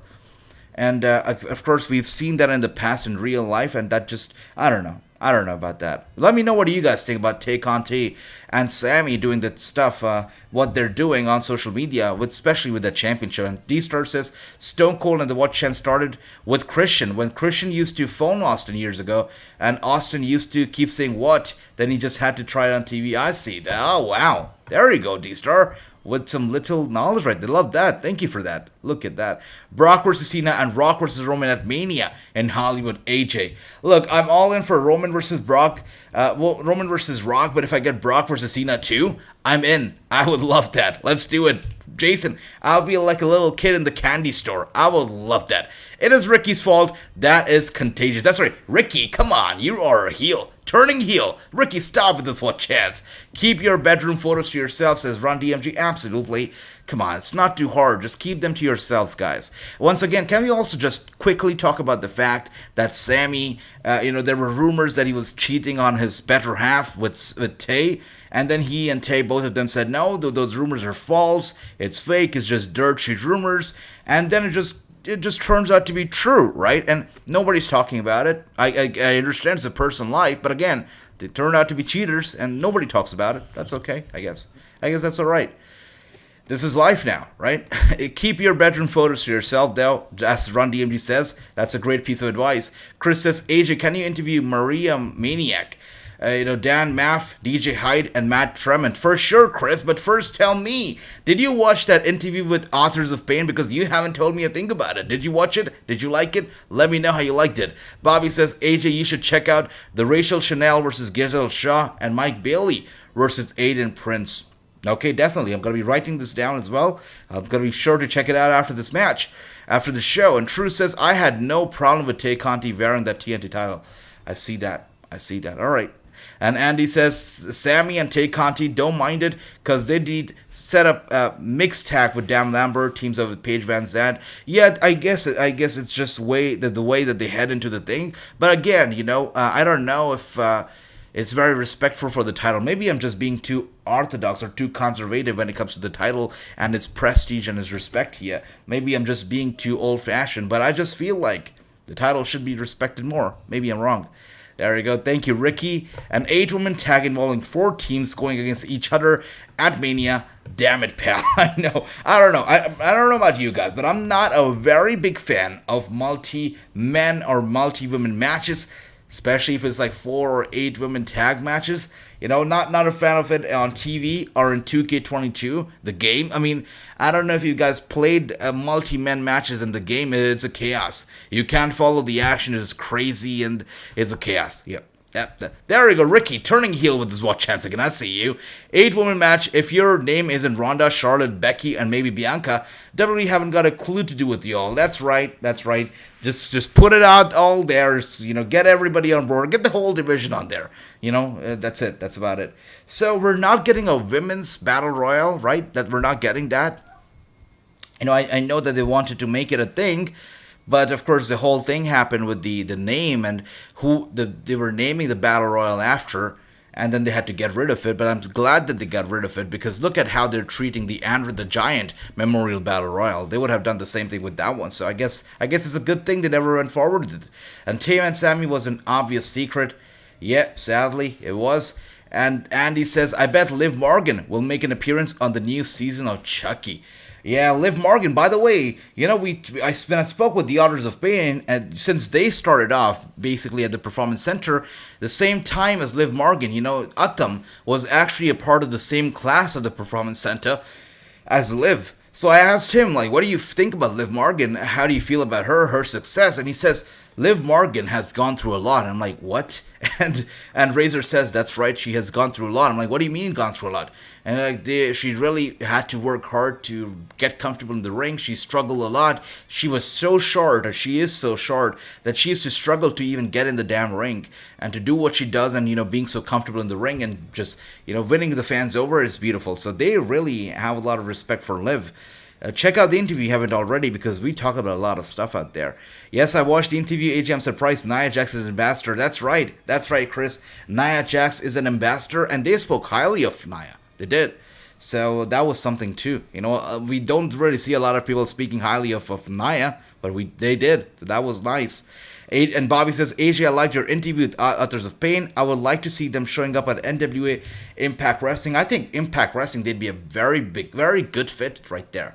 But we know, and after the interview, when the cameras stopped rolling, we were talking about, where we are and what we're doing. And, they brought up the thing that, the reason why they moved back to their hometowns and not the company, the main reason behind it was because they wanted to be with their parents. With the whole pandemic stuff going on, they felt like they had the sense of responsibility of looking after their parents. So, Sonny went over to Canada to look after his parents, and Zim went over to the Netherlands to live with his family too, so they could look after them. So that is a beautiful thing. I mean, anybody who actually thinks of their parents so much and gives them the priority over their career or anything else, it's a beautiful thing, and it speaks highly of their character, so I can respect that.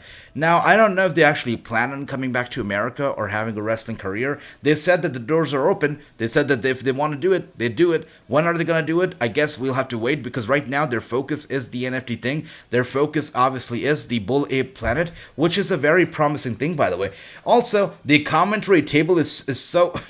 There are 4 people sitting there, and the commentary table just too small for 4 of them. Corey Graves literally pushed out of the table. He doesn't need to be there. Come on, Corey. I don't know why he's there, but yeah, definitely it's surprising. And look at that, Steiner brothers also are going to be inducted. The commentary team talking about it right now. We're getting some Steiner package.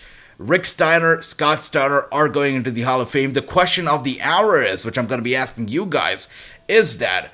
are we going to get an induction via satellite, or are we going to get a proper induction? Let me know, what do you guys think? And True says, Cody spit all over the TNT title whenever he spoke. That is right. That is right. It's true.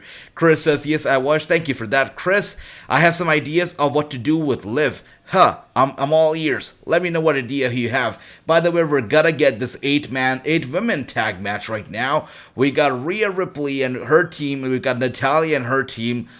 Let's go. Let's get it. It's gonna be Liv Morgan, Rhea Ripley, Carmella, Zelina Vega, Naomi, Sasha Banks, Shayna, and Natalya. 8-women match at Mania. 8-women match tonight on Raw. All right.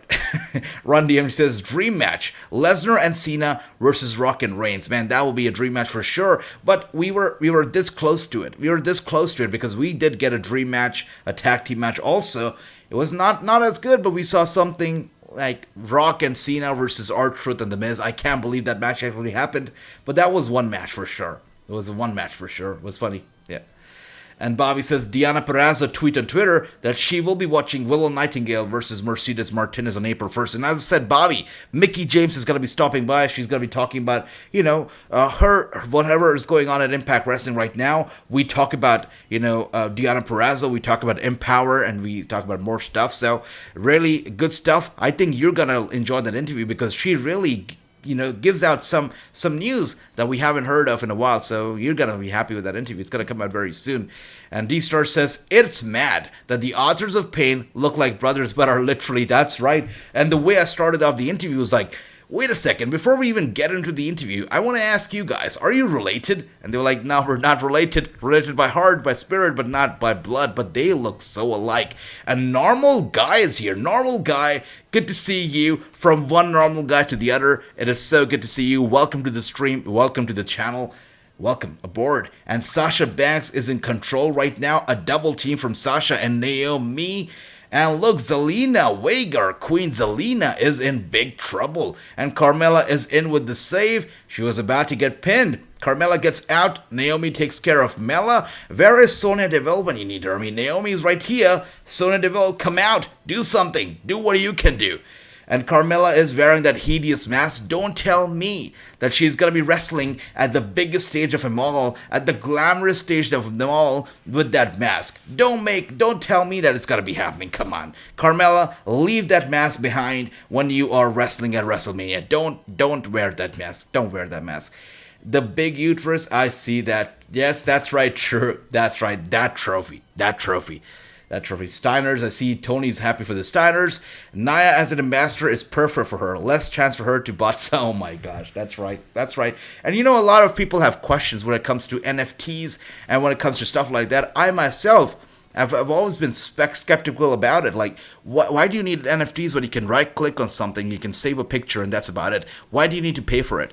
But what these guys are doing with the Bullet Planet is special. They are creating a community on Discord, and they're having a very nice community right there where you can talk about stuff. And Akam and Razor themselves are on there, and Nia Jax is on there, and you can talk to them.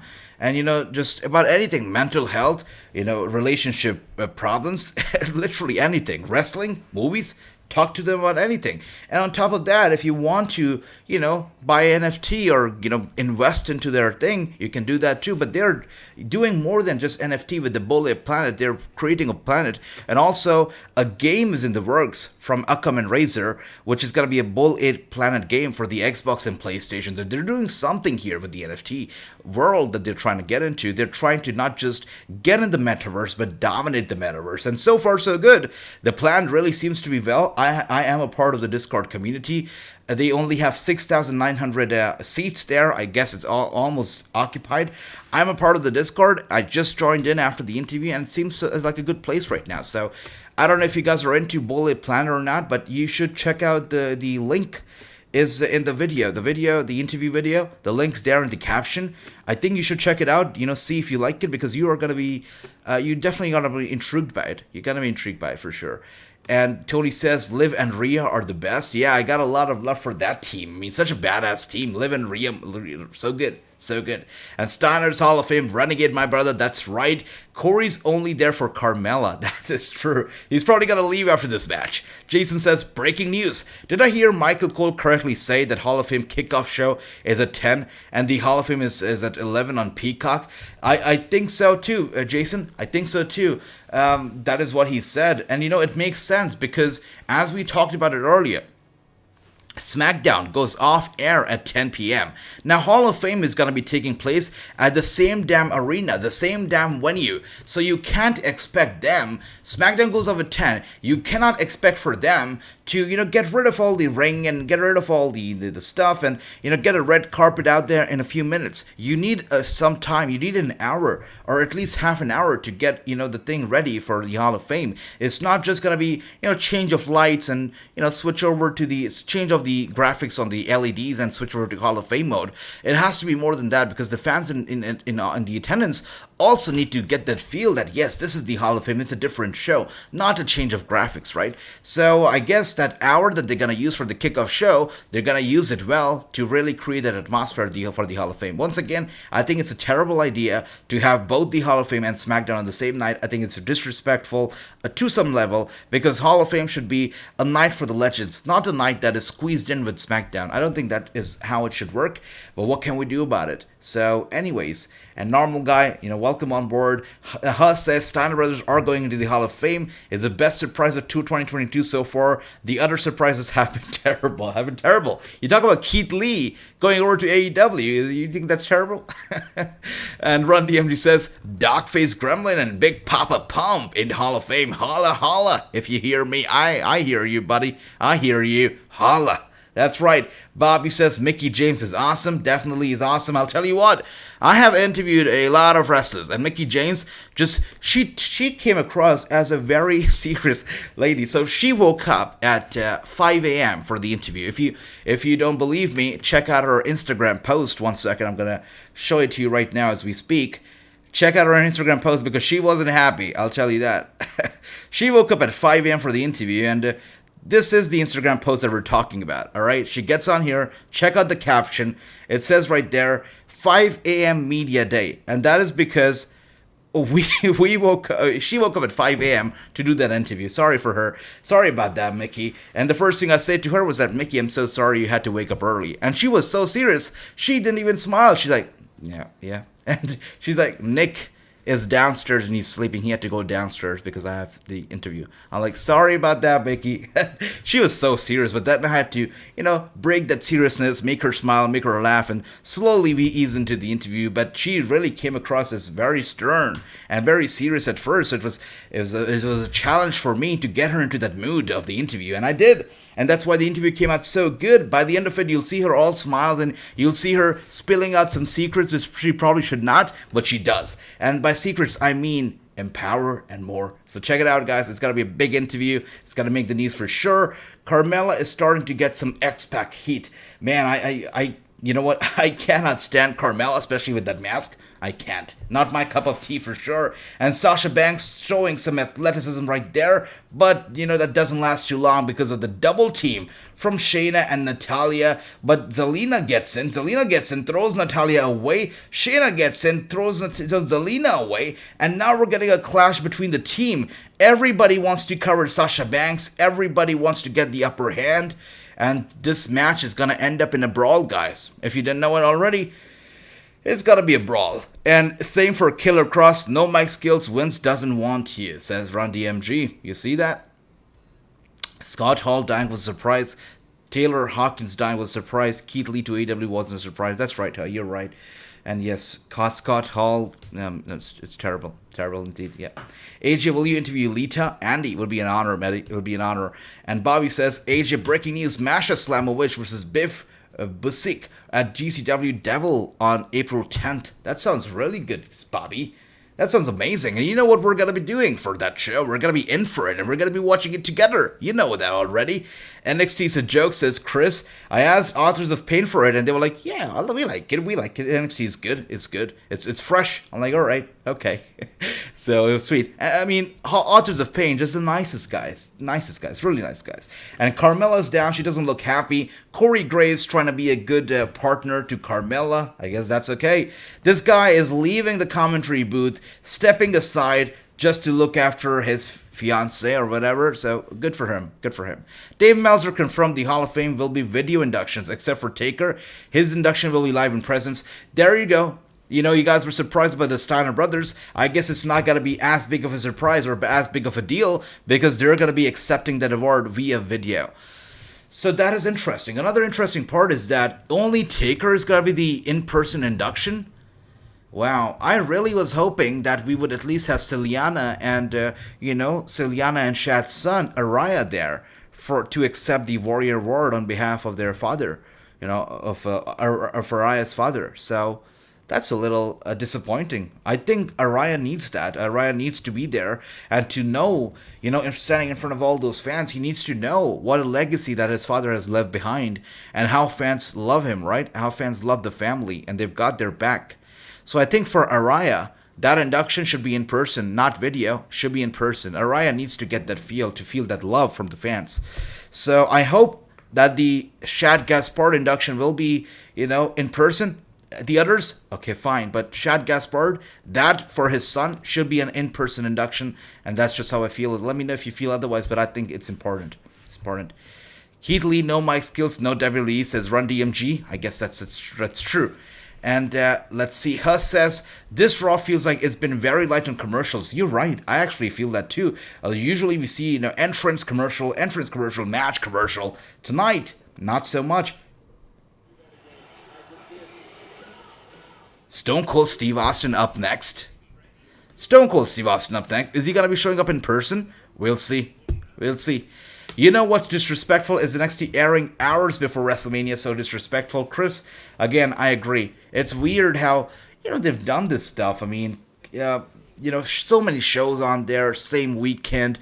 Of course, ROH, Impact Wrestling. You've got, a GCW. You've got WWE's NXT, WrestleMania, so much stuff, Hall of Fame, SmackDown. It's going to be a crazy, crazy weekend, that is for sure. That's for sure. And NXT Stand and Deliver is going to be a good card for sure. It's a good card indeed. Run DMG, looking forward to it. Dolph Ziggler versus Braun Breaker sounds like a good idea. AJ, you want to interview AJ Lee and CM Punk? Would be an honor, Ricky. Absolutely. Why not? Clay says, what is up, AJ? Are you going to interview Bailey? Absolutely, Clay. 100%. Would be an honor. And you'll be the first one to know if I interview her. But Mickey James is coming up soon, so if you're a fan of Mickey, stay tuned. And he says, yes, Rhea Ripley hit the Riptide for the win. Wow. Yeah, that's right. Riptide. That's right. It's, wow, Riptide. It's funny that, it was mentioned because we were just talking about Shad. Yeah, that's sad. I'm looking forward to watching NWA Power because tomorrow I watch it because of Mae Valentine and Velvet Sky and Camel. Love that, Bobby. And we're going to be watching NWA Power together tomorrow because I'm going to be doing a watch along for it too. and we're going to be watching the show tomorrow. Let's have some fun.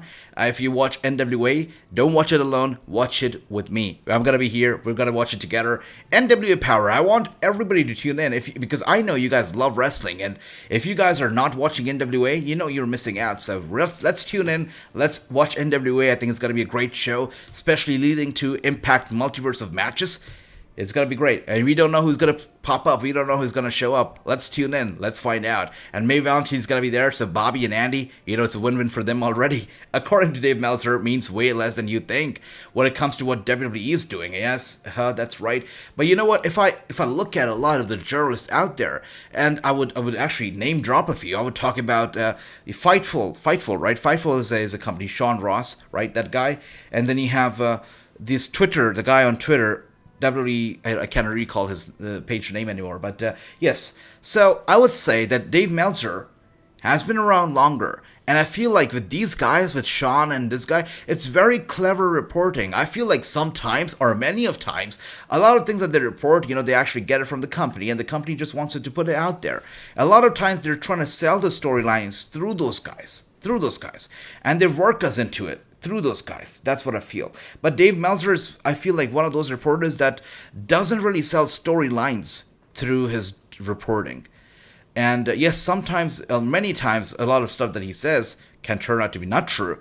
But he at least doesn't sell storylines through his journalism.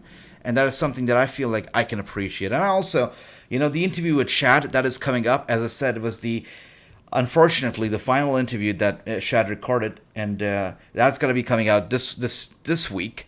2 years. I recorded that 2 years ago, and 2 years I never released it because I just didn't know if it was, if I had the energy or motivation to release it, because it's so emotionally draining. I haven't listened to it myself in 2 years, so. That interview, I asked him about Dave Meltzer, and Shad had nothing but good things to say about Dave as well. So. Yeah, that interview is going to come up very soon, and I can't wait for you all to see it. It's going to be a very special one, that's for sure. I agree, AJ, I need Chad family to be in person. Absolutely, Ricky, they should be there in person. And Andy says, exactly, Tony, I'm tired of this 2-night cash grab. I agree, Chris, I hope that next year when they go to Hollywood, it's a one night. By the way, Stone Cold! Are they using a WWE 2K15 trailer song here? Yes, they definitely are. That is the same song that was used for the WWE 2K15 trailer, if you remember.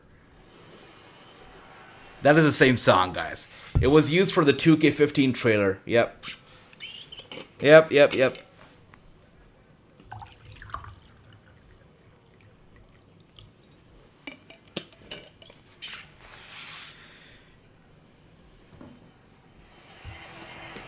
Yeah, that's the same song, right? And what else do we have here? Lou says Stone Cold on Raw. He is still not on Raw. It seems it's just a package. A hype package, it seems like. Andy says, I'm looking forward to seeing the NXT Women's Fatal 4-Way. Definitely. The NXT Stand and Deliver card is stacked, for sure. Oh, Triple H is here. Feelings perfectly. What? You have that brash, tough, rough, redneck attitude.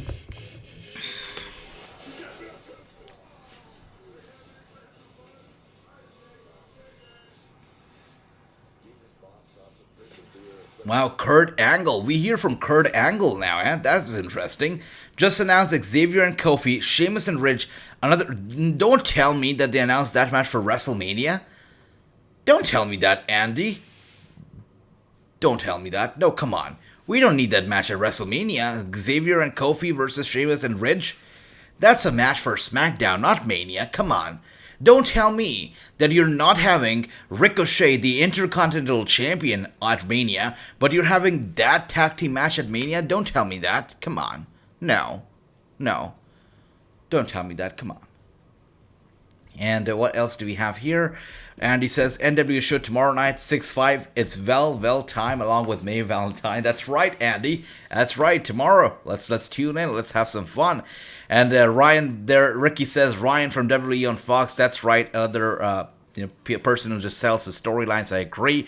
Bobby says, AJ, Anna Jay, and Ruby Soho tag team on AEW Dark Elevation against the Renegade Twins made it to, wow, Dark Elevation. Bobby, that is big. Wow, Renegade Twins. Cool for them, good for them. And that's the bottom line because Stone Cold said so, that's right. But are we actually gonna hear from Stone Cold, or is this it? Because they said Stone Cold up next, so we better be hearing from them. Otherwise, wow, alright. True says they are doing 2 nights for WrestleMania going forward because they make... I don't like it though. I'm not a fan. You know what? I was there for the last WrestleMania that was 1 night event. I was there for WrestleMania 35 live, and you know what? I got there at 2 p.m. I believe I was there at 2 p.m. We got in by 2:30 p.m. Eastern, right? And the show went on and on and on until midnight or past midnight, and we were there till 12:30. It was a whole day affair, and I was tired. I was exhausted. Both of my phones were dead by the time we got out of the arena because I took a lot of pictures. And I was exhausted, man. I was tired. But you know what? That energy and the whole vibe that this is WrestleMania Day is what gets me going. And I love that thing. You know, we're going on a picnic. It's a WWE picnic. We're watching WrestleMania. It's great. So I love a one-night Mania. Especially in person, I love it. 2 nights, I don't know. Nobody does these video packages better than the WWE production team. True angels of video editing back there in that truck. But you know what? Kevin Owens giving a big up to the video editors in the WWE. Kevin, sometimes you gotta check out the video editing I do because I'll tell you, I do a fair job too. And D-Star says, considering this is meant to be WrestleMania Raw, so far it has been stupendously bad. And I don't think that I can argue with that because they're promoting it as not just Raw, but WrestleMania Raw. And anything that has the name WrestleMania attached to it should be stupendous. I said people saying that are lying. Look at that. Now that was me paying homage to the great Stone Cold we all love and remember. And you know, I know everyone is absolutely ecstatic that Stone Cold Steve Austin is my guest on the KO show in the main event of WrestleMania Saturday. And so am I, okay, I am. But look, last week, that wasn't just me paying tribute to Stone Cold, that was also me doing everybody watching a favor, because you see, that last Monday night, me dressed up as Stone Cold Steve Austin, that is the closest we will ever get to the old Stone Cold we used to admire. There you go. KO is on fire, definitely. As says her, he is on fire. He really is. He's gone. He's been gone for 19 years. What? He's been... Chris, I agree that the tag team match should not be there at WrestleMania between New Day and Sheamus and Ridge. I don't think so. I don't think so. I see that. I see that. Yep. WrestleMania on the KO show. It's not gonna be Stone Cold. It's gonna be Steve. It's not Stone Cold anymore. It's Steve. Okay, that's cool. It's cool. It's Steve, the same Steve that's been drinking himself into oblivion for 19 years. Drinking himself to oblivion. Somebody brings up Steve Austin's drinking problem. Nobody talks about it. I'm glad that Kevin Owens does. Please, can you come on my little podcast so we can talk about the old days and make me feel good again? Wow. But look, no, hey, that's Steve. He still sounds like Stone Cold. He still looks like Stone Cold. We saw that video. Look at that. And what chants are back? That's right, D-Star. What chants are back? Don't get them back on this chat, though. I don't want to get wanted. And Renegade already has a what chants going on. 90 years what? This WrestleMania Raw should be better than what they're doing. I'm just feeling just another sleepy Raw Andy. Yeah, you know what? It is Kevin Owens keeping us awake right now because this is fire. This is the best promo that we've seen all night. And yes, we've already seen promos from Brock and Roman, but this tops them all. He's doing a good job. Ricky, stop with this what chance. No. They're insulting people's intelligence as Stone Cold hasn't been on WTV since 2003. He's been there every year since he retired. Yes, and you cannot forget the fact that he was there for one of the biggest WrestleManias out there. One of the biggest, best openers to Mania with, Stone Cold Steve Austin was there. The Rock was there. Hulk Hogan was there. You can't forget that. So, really, don't try to test people's intelligence. That's right, Drew. Absolutely.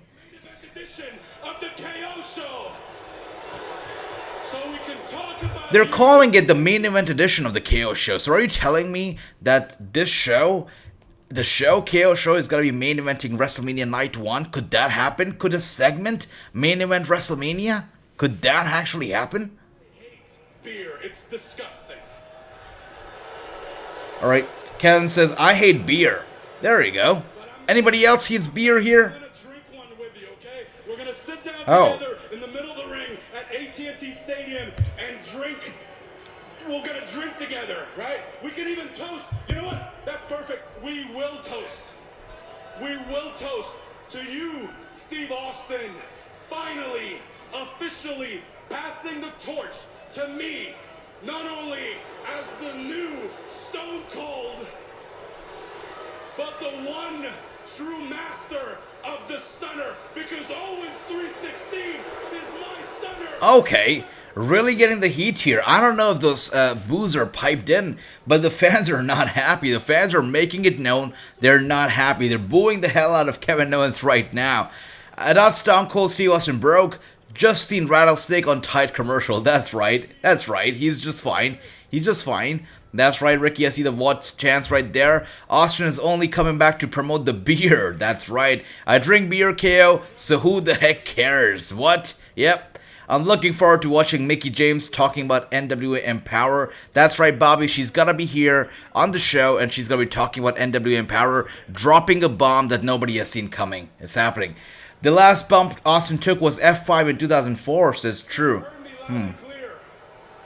Steve, if you try to pick a fight with me on the KO show, I will end up pouring one of your very own beers onto your lifeless carcass after I open up a can of whoop-ass. Lifeless Cark, look at that. Kevin Owens really going out there. This doesn't seem like a normal talk show. This doesn't seem like a normal invitation to a talk show. He's talking about opening a beer on his lifeless, you know what, and he's talking about, you know, getting physical in the ring and whatnot. This is not a talk show. This is more than that. And more than that, they're calling it the main event version of the KO show. So is this show actually main eventing night 1 of WrestleMania? Because if that is so, this is going to be the first time a segment is going to main event WrestleMania. Not a match, but a segment. It's going to be historic. Do you want to see this thing main eventing WrestleMania night 1? Let me know if you do, because for me, I think it should be a match that should be main eventing the show. Not a segment,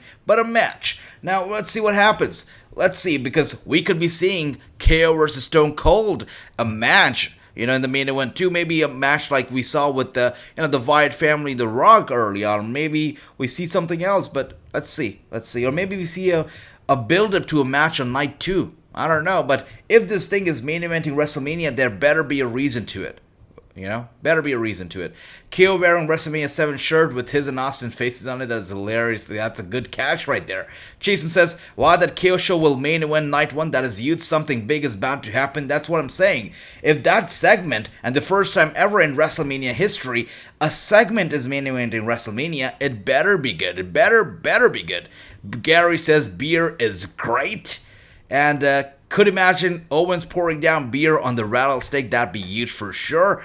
Owens 316 is very disrespectful. Run DMG indeed. And D-Star, you're right. No Austin until Mania. I guess I'm not surprised. Again, I think I would have liked Stone Cold to appear before Mania. But again, it's a confrontation that they're selling at WrestleMania, right? They're selling a confrontation, they're not selling a match. So if they give us a confrontation before Mania, what is the USP in Mania? Why would people tune into Mania and be excited about a confrontation if they're selling it up with a confrontation? They're not going to sell a confrontation for a confrontation. They could sell a confrontation for a match, but they're not selling a confrontation through a confrontation. I guess that is why we're not having Stone Cold appear before Mania, because at the end of the day, we're just going to be getting a confrontation at Mania. That's it, right? So they're not going to be selling it through the confrontation, I guess. I guess that makes sense. I know I said confrontation a lot of times, but that's about it, guys. We're not getting a match at Mania.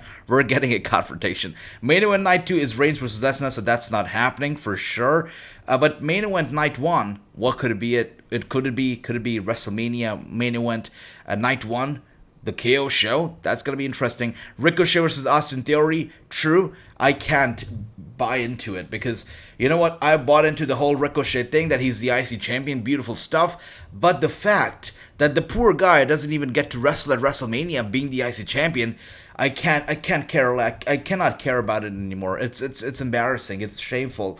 It's shameful, and it's disrespectful towards the title and the champion.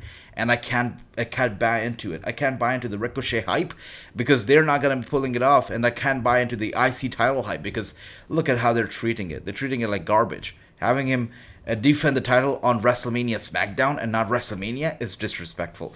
AJ, what's your thoughts on Tony Khan? Says Chris, mad at MJF for not getting approval for the, I think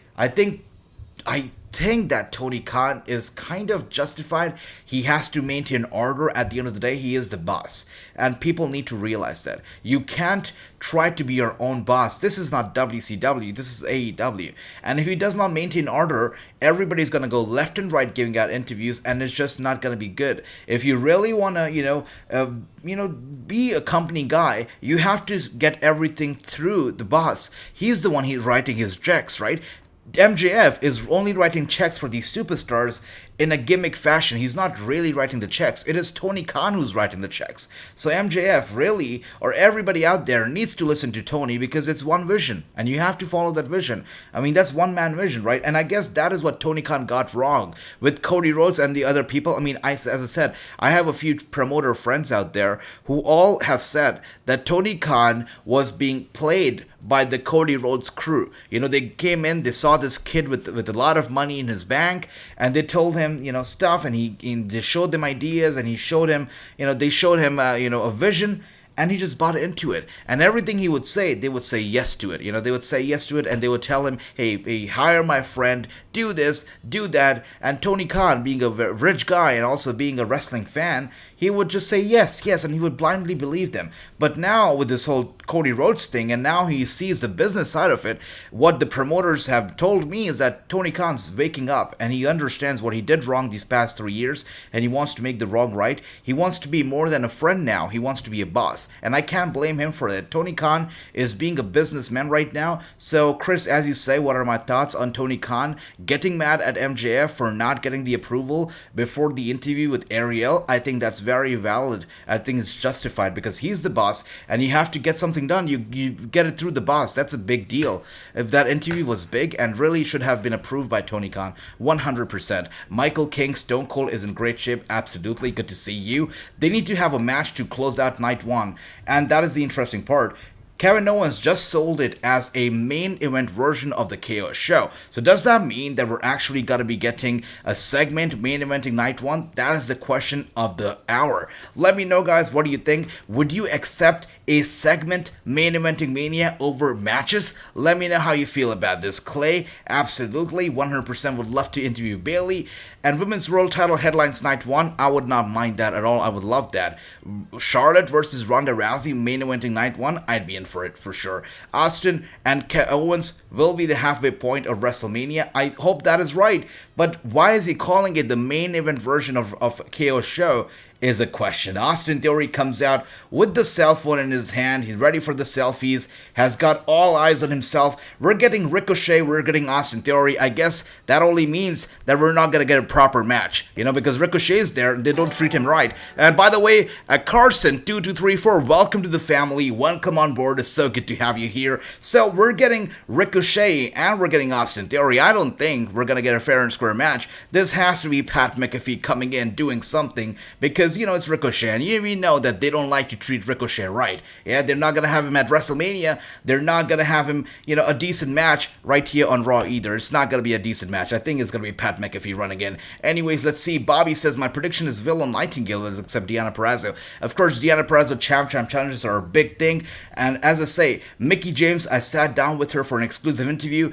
and she also expressed interest in Deonna Purrazzo's champ challenge. More on that when the interview drops very, very soon, right here on this channel. Andy says MJF more likely leaving, heading to the WWE. If he does, I think it would be a mistake for MJF. I think he's a company guy. I think AEW has done him right, and WWE, he might get lost in the shuffle. Yes, he looks really good in the AEW, and he really is good. He's good on the mic, he's good in the ring, but in WWE, there are a lot of stars who are good on the mic. You look at Miz, you look all around, there's a lot of good talkers. So MJF might get lost here. So I think he's good with AEW. I think he's good where he is. I think it would be making a mistake if he goes over to the WWE. So let's see how that happens, but I think that would be a mistake. Why is Ricochet not wearing his title? True, these are the questions that we should be asking. True, absolutely, that's a very, very valid question. Why is Ricochet not wearing his title? Why do we not have the champion at WrestleMania? Why is he not representing himself as the Intercontinental Champion right here on Raw? Why? Why is the question that we should be all asking. Why is this happening? I don't get it. He is the champion. Show off your championship. When was the last time we saw a champion walking out to the ring without his title for a match? When have you seen that? We've never seen that in recent history, but they're doing it with Ricochet. It has to be on purpose. I guess they just don't want to realize that he is a champion and he doesn't have a match at WrestleMania. I guess that is what they don't want us to realize. But you know what? We're not silly. We understand it. We understand it. You just don't care about the IC title and you don't care about Ricochet enough to give him a match at WrestleMania, which is sad, but what can we do about it? Renegade says, what, who? Oh, come on, with those what chance? Stop it, Renegade, stop it. MJF, all about the money, not AEW. I agree, it's all about the money at the end of the day. Look at Cody Rhodes, right? All about the money, all about the money. MJF has a payday waiting for him regardless. That is why he won't renew his contract ahead of time, says, huh? That also makes a lot of sense. And Theory with the win. That's right. That was a very quick match. Again, you are treating your Intercontinental Champion in that fashion. Poor guy is your IC champion, lying flat on the mat right now. Doesn't have a match at Mania. I feel bad for him. You gotta feel bad for him again. I don't know. I think that WWE is better off retiring that Intercontinental Championship rather than, making a complete joke, a complete mockery out of it. I mean, when it was with Shinsuke Nakamura, the title was just sitting there in the refrigerator. They were doing nothing with the title. When it went over to Sami Zayn, it was there for a hot minute, and then it came over to Ricochet. And now, with Ricochet, the title doesn't even get any TV time. The title doesn't even show up on Raw. So that is awfully bad. Anyways, Bianca Belair is showing up. She is returning. There were a lot of fears, lots of concerns that she might be missing WrestleMania, but it seems like that is not the case, and Bianca Belair is returning, and she's returning up next. As you guys mentioned earlier, tonight's Raw has really very few commercials as opposed to normally. Tonight's Raw really is down on the commercials, which is a great thing. WrestleMania Raw, it's been an average show. I would like to ask you, how would you rate this show so far on a scale of 10? So far, I believe we are more than halfway through the show. That's right. About, we have another hour or so remaining of the show. So I would like to ask you, how would you rate WrestleMania Raw on a scale of 10 so far? For me, I think I'd have to give it a solid 6 out of 10. I think there have been some points in the show which have not been that great. And again, I think it's a good show. But if you're calling it a WrestleMania Raw show, I think it has to be the show. I think it has to be the show that, should have people talking about all week long as we lead into WrestleMania. I think this show is good, but if you're attaching the name WrestleMania to Raw, it has to be the show, which I don't think it is. I missed it. Did Ricochet lose? That's right, true. He did, and he lost in a very quick fashion as well. Very quick fashion. This shouldn't be closing out a segment. That's right. Again, KO show, there's a possibility that they could be closing out night 1 of WrestleMania. There is a lot of opposition to it. There are a lot of people who don't want a segment to be closing out night 1. We will get those answers momentarily, but hopefully we don't have a segment closing out Mania. Hopefully not. We'll find out though. Andy says, AJ, this is my opinion, with all these setups for Mania, is starting to be like WCW when they were new and they didn't care about Starrcade. That is a very hot take right there, Andy. And you know, it's interesting. It's interesting, actually. The way that they're setting up a lot of the stuff last minute. You look at Omos and Bobby Lashley, very last minute. And you know, the very funny part here is that they understand that Omos versus Bobby Lashley does not need any setup, does not need any storyline, because it's just for casual fans. And I think it's for casual fans. Casual fans see a big guy and they see a strong guy, and they're like, oh my gosh, this is gotta be one hell of a circus. This is gotta be great. And I think that the reason why they set up Bobby and Omos last minute is because they know it's for casual fans who don't care about the storyline. They just see WrestleMania, they tune in, and if they see something magnificent like Omos, I think they're gonna be interested. I think that's what they're going here with Omos versus Lashley. And Carlito Caribbean Cool is here, and he says, I gotta give Raw a 5 so far. A 5, there you go.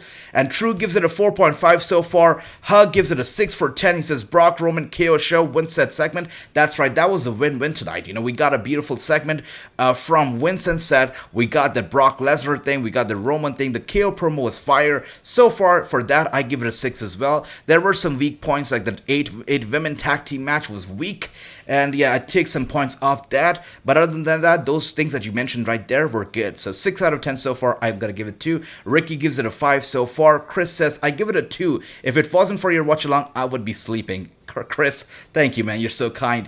Huz says night 1 at Mania ends with the women's championship match. You know, I hope that is right, and I would like for it to happen for sure. I would like to see Charlotte and Ronda Rousey closing that match. I would like to see that. And Bobby gives it a 1 out of 10. Bobby is not having fun at all tonight on Raw. I see that. Gary says the only thing that's saving the show is the promos. Oh, dear, that's right.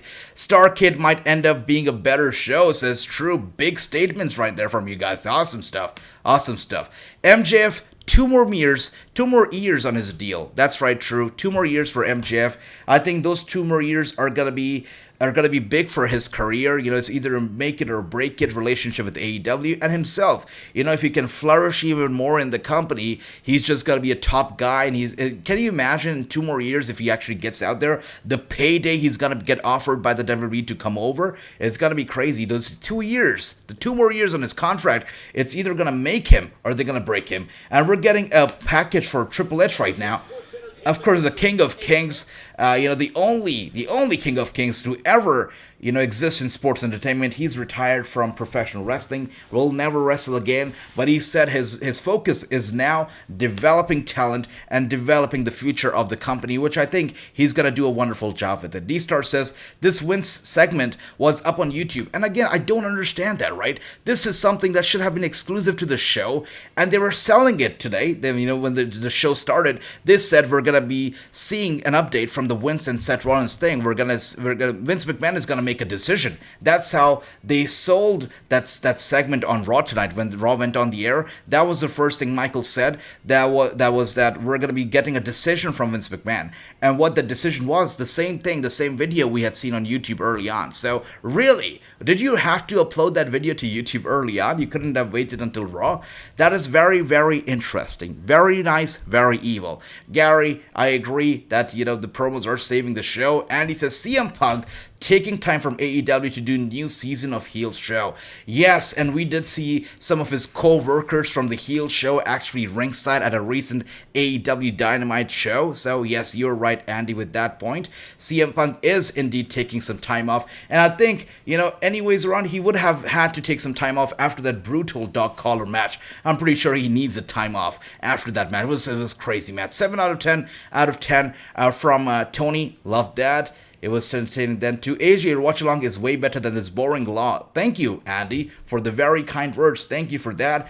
And Bianca Belair is here. I'm happy to see her. The one thing that I can never get used to is the hair whipping. I'm okay with Bianca actually using her hair as a weapon during the match, but when she comes out, you know, when she should be angry and she should be furious, she comes out whipping her hair and dancing around and all that kind of stuff. I don't think that really goes with it. Right now she's here, after being brutally attacked by Becky Lynch after a career-threatening injury. She got through that. She was in the hospital for a bit. She comes back, and she should be furious. She should be infuriated. She should be here for revenge. But she comes out here dancing to the music, whipping her hair. That's not how the way it should be. Bianca, should be furious tonight. You should be here for revenge to attack Becky, not dancing around. So definitely, even though I understand Bianca, that they're trying to target a specific target audience through her, she should still be angry. She should still be angry. Not always happy.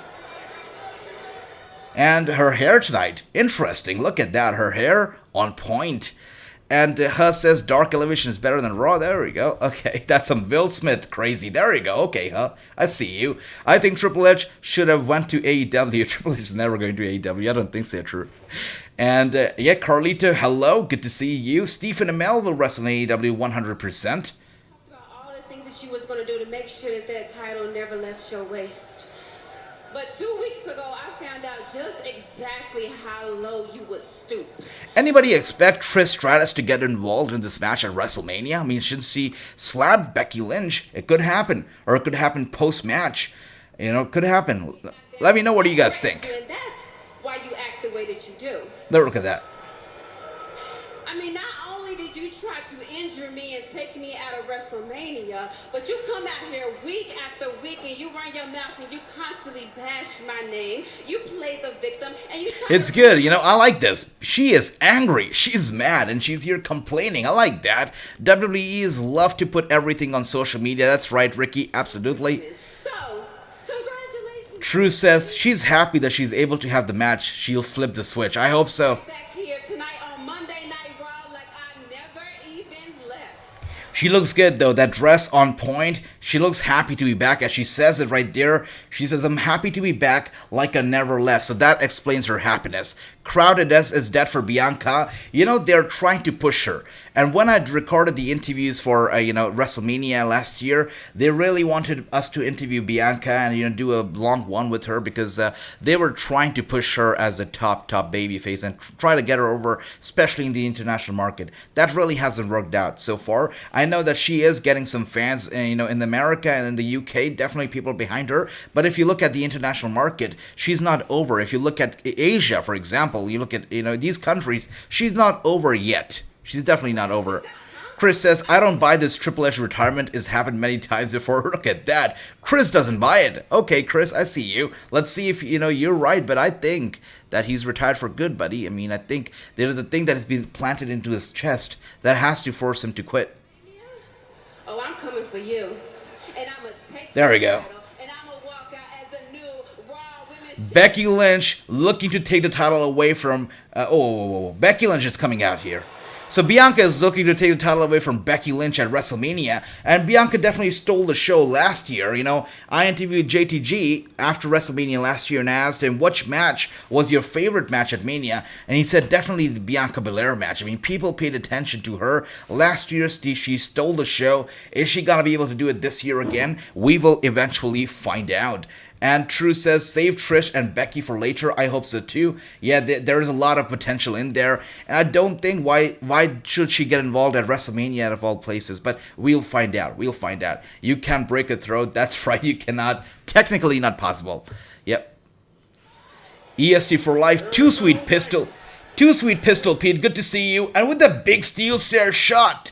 Steel chair shot from Becky Lynch to the back of Bianca Belair. Bianca Belair is back, and she definitely is feeling it in her back right now because she is down. Her back's hurt. Becky Lynch is grabbing. What is she grabbing? What is that in her hand? What is that? She's pulling something out of a bag right there. And those are a pair of scissors. She is going after the hair. She is going after the hair. Let's do it. I said it. I said it before. I am tired of her hair whipping when she makes her entrance. Let's do it. Let's do it. Oh, come on. Now, Bianca Belair is no selling it. Why couldn't we make this match a hair versus a hair match? You know what? That would have sold tickets. A hair versus hair match versus, between Becky Lynch, the redhead, and Bianca Belair, the one who's so proud of her long ponytail. That would have been one hell of a match. hair versus hair, Becky versus Bianca. Somebody make it happen. There's still time until WrestleMania. Make it happen. Bobby says, there you go. Becky comes across as top. Bianca comes across as top here. Good for her. And now she has her eyes on the scissors, the pair of scissors. Is Bianca going to use the scissors? Is it going to be happening? Oh yes, it looks like she's going to be happening. She has her eyes on the scissors. That's right, true. She tried to cut a black woman's hair, and that doesn't work out in her favor at all. And she picks up the pair of scissors, guys. And she is going after Becky. Let's make it a damn hair versus hair affair now. Let's make it happen at Mania. The last time we saw hair versus hair at Mania was Donald Trump and Vince McMahon. This could be bigger than that. It is Bianca Belair. Oh, and she goes after the hair. She cuts a piece of the hair out of Becky Lynch. And she's going after it. She's really destroying Becky Lynch's hairstyle right there. That is crazy. I think Bianca Belair has reached that level, reached that point. She snapped out of it. This needs to be a damn hair versus hair match. It's written all over the place. Come on, if you're booking it, make it a hair versus hair affair. I'm telling you right now, make it a hair versus hair match at WrestleMania. Bianca, save some of that Becky Lynch hair for Mania. This is insane. Oh my gosh. Look at that. Bianca Belair has lost it. She snapped out of it. Wow, she really cut a good part of the hair, and Becky Lynch still out of it. Sonya Deville, Adam Pearce, the referees, everybody come out. They don't care if you're beating somebody up, if you're destroying them, if you're ending their career with a steel chair wrapped around their neck, but they do care when you cut their hair. They come out to stop you from cutting your opponent's hair, but they don't care if you're ending their career. That is just fine. Anyways, Becky Lynch's hair gone. I think this is gonna lead up to a hair versus hair stipulation at Mania. This has to be it. And True says Becky wanted a haircut. I guess she did. She wants to get a new look for WrestleMania, but she looks furious, guys. I think what this is gonna lead to is a hair versus hair affair. I mean, I think this is it. Becky Lynch is not gonna be okay with her hair being cut off like that. By the way, the haircut looks nice on her. She looks good. Becky, you still look fine. Don't go crazy because you look good. Anyways, I think this needs to be a hair versus hair affair. Anybody else agrees with me here? Let me know if you do. It looks like a Supercuts haircut. That's right. She looks fine to me. Madness. Too sweet. Absolutely. Becky is turning into a messiah like Seth. Yep, she is. She definitely is. She needs some of that Seth Rollins positivity as we speak right now. I mean, Seth Rollins is a happy guy, always laughing. He needs to put that smile on Becky Lynch's face too. But Becky Lynch is frowning, doesn't look happy. The fans with the "you deserve it" chants, guys. You deserve it. Becky Lynch is not happy. Wow. Becky Lynch is frowning. She is unhappy. We cut to the commentators, and that's about it. You know what? The 4-team commentary is bad. And I think that we could have been just fine with Byron Saxton, Michael Cole, and Corey Graves. The guy from, I believe, the NBA. Is he from the NBA or the NFL?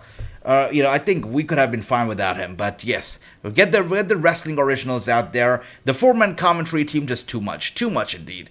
And it's a family affair. That's right. D-Star says, it's just me, or does Becky's hair look bad? That's what I'm talking about, D-Star. She looked actually good after the haircut. I think she's gonna go backstage. She's gonna look into the mirror, and she's gonna be like, you know what? Thanks, Bianca. I look better than ever now. I don't need to go to the hair salon anymore because I'm ready for WrestleMania. Look at my new haircut. She looked good with that haircut, actually. You're right. Becky versus Bianca is your night one headliner. If I get that match, and if they are able to make it a hair versus hair, I think I'm sold. If it's only a Becky versus Bianca for the title, I don't know if I want it to be a headliner, but if it's a hair versus hair stipulation, I think it's going to be crazy. I think it's going to make the news mainstream. Might as well make mainstream news, because if you cut a woman's hair, it's a big deal. And if they can do that at WrestleMania, I think it's got to be incredible. It's got to be very memorable for sure. You know, Trump versus McMahon was a big deal. This is got to be a bigger deal than that, I think.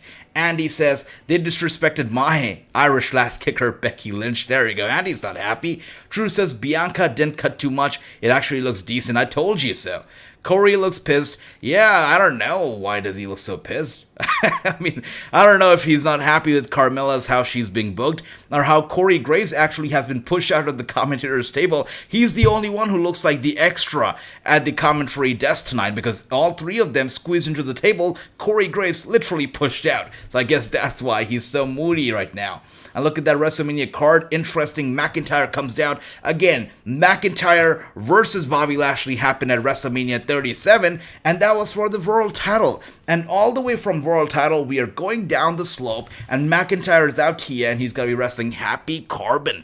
And we have Bobby Lashley who's going to be wrestling Omos this year at WrestleMania. So I don't know who's been booked worse. Is it Drew McIntyre, who's had a match against Happy Corbin booked for a while now and the storyline's been going for a while now? Or is it Bobby Lashley, who literally got his WrestleMania match last minute and he's wrestling Omos? Who's being booked badly? Who's being booked more poorly? Let me know what you think. And with that being said, we already have seen a handicap match tonight, and that handicap match was, of course, Omos and the Viking Raiders.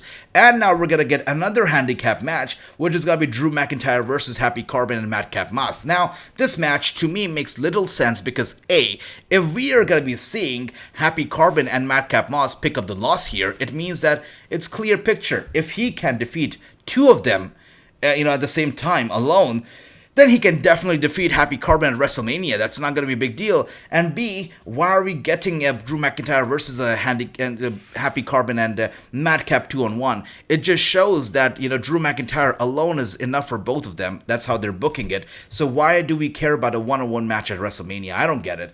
I just don't get this whole idea. I just don't get it. Yeah.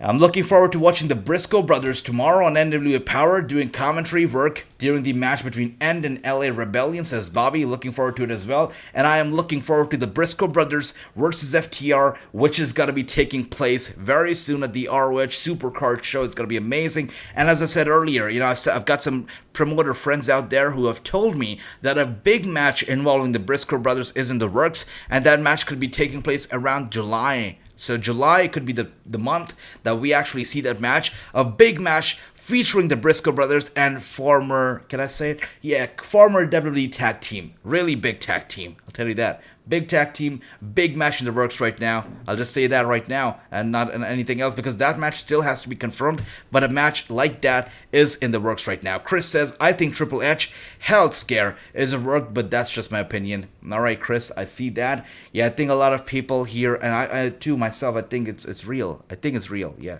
I think so. D-Star says, this WrestleMania card, they just went through it. It's not good at all. Some really bad matches, for sure. That is why they're calling Brock Lesnar versus Roman Reigns the biggest match of all times, and they're really calling this WrestleMania the most stupendous WrestleMania out there. A wise man once told me, if you're good, don't say that you're good. Let others say that you're good. Don't praise yourself. Let others praise you. Some wise man said that to me, a few years ago, and I stick to that. I never say that, I am the best. I let others say that, hey, AJ, you're good. I like that, right? When you get feedback. Now, WWE is going out there calling the show the most stupendous show out there, even before the show's booked. You're still booking matches for the show right now, so calling it the most stupendous one, you're not even giving fans an opportunity to give their feedback on the show, so that's a big deal right there. But how is this match going to turn out? How's the match card going to turn out at the end? We'll see. How does it all play out? Night 1, night 2? We'll see. As I said earlier, I'm not a big fan of 2 nights of WrestleMania anyways. So let's see how it happens, for sure. But this weekend is busy with the ROH show, with the Impact Wrestling show, with the GCW show, with the WWE NXT, with WrestleMania Night 1, Night 2. It's a busy weekend, and I'm in for it. And we're going to be here live. We're going to be here live 24/7, and we're going to be watching all these shows together. And there's going to be news and exclusive interviews coming out. By the way, I had the pleasure of recording an interview with future WWE Hall of Famer Shad Gaspard. He was like a brother to me. He still is. And so is JTG. We recorded an interview together 2 years ago. It was the final interview that Shad did, unfortunately. I have not released that interview in 2 years, but that interview will be released right here on this channel in just a few days this week as we celebrate Shad Gaspard's induction into the Hall of Fame through the Warrior Award. So, make sure you hit the subscribe button, be a part of this channel, because we've got interviews coming out with Mickey James, with, of course, Shad, my brother, and we've got more interviews coming out, celebrity interviews from the WWE and Impact Wrestling and AEW right here on this channel, in addition to round-the-clock news and nightly watch-alongs and 2K22 streams. It all goes down right here at Wrestling News. And what else do we have here? Drew says, Usos versus Boogs and Nakamura should be on SmackDown, right? Absolutely. Yeah, absolutely. And we see it right there. Brantley Gilbert and Jesse James Decker are the two country singers who are going to be singing America the Beautiful on night 1 and night 2 of WrestleMania. By the way, we see Becky Lynch right there looking into the mirror. Hey, she doesn't look as mad as she did when she was in the ring because she too realizes that the haircut is not as bad. It's alright. It's okay. It's manageable. And she throws away the microphone. She says, "Stop it right there." Look at that. You bitch. Whoa. Throwing the B word out there. Becky Lynch is not happy. Make it a hair versus hair match, guys. If you're still looking out, make it a hair versus hair match. This would be good. That would be great. And the truth says Usos versus Boogs. That's right. Usos are going to be in action later on tonight as well. They're going to be taking on RK Bro, the SmackDown Tag Champions, and the Raw Tag Champions in a tag team match tonight. I think it's going to be great. WrestleMania looks to be good, says Kenneth. I love that. You know, we're all in for WrestleMania week. Let's get all the energy in. Let's be excited. Let's fasten our seat belts as we head into WrestleMania week here. Ron DMD says Happy Carbon probably will beat Drew. We'll find out, but who is going to go over tonight? Because a lot of times what we see is that if person A goes over on the free show, that is on the TV show, they go down on the pay-per-view. So let's see what happens tonight as Happy Carbon and Madcap Moss take on Drew McIntyre, 2-on-1 handicap situation. Well, let's find out. Briscoes versus FTR is going to be amazing, says I agree. Absolutely. And Hardy's would have been good 10 years ago. For sure, absolutely, yep. You know what? Still could be good. A defibrillator in your chest isn't a work. Yes, 100%. Scott Hall was just a legend. You know, I mean, he was a fighter, and he, as I said earlier, Scott Hall was a fighter. He showed us how to fight through the demons in life, how to fight through the impossible stuff that people said, hey, you can never fight through that stuff. Scott Hall really was an inspiration to everybody, and he fought till his last breath. I mean, they took him off life support, and he fought on for about 4 or 5 hours after that too. He kept fighting till the very end. So Scott Hall was a different animal altogether, and he still is alive in all our hearts for sure. Scott Hall, R.I.P. man, sending out a prayer out there for the bad guy. Hair versus hair stipulation, I hope so too. I hope so. Bianca versus Becky needs to be hair versus hair. By the way, the match is underway right now, and Happy Carbon, you like it or not, guys? And I spoke with the Others of Pain earlier, Akam and Razor. I had an interview with them, and even they said it when they were talking about Happy Carbon. They said, this is the most over Baron Carbon's ever been. Yes, he was somewhat over in NXT, but if you look at the main roster, Baron Carbon has never been as over as Happy Carbon is. He's never had so much TV more time as Happy Carbon is. So, like it or not, this thing is working. So far, it's working. There we go. That's right. And so much wrestling this weekend all over. That's right, true, absolutely. Becky said no word, 100%. No word, only drop the B word. That's it. Drew's reaction to Becky Lynch, that's right. AJ, the hardest working man in wrestling. Thank you for that. Thank you. Love it. The new B word is Becky. I see that. I love those comments right there. And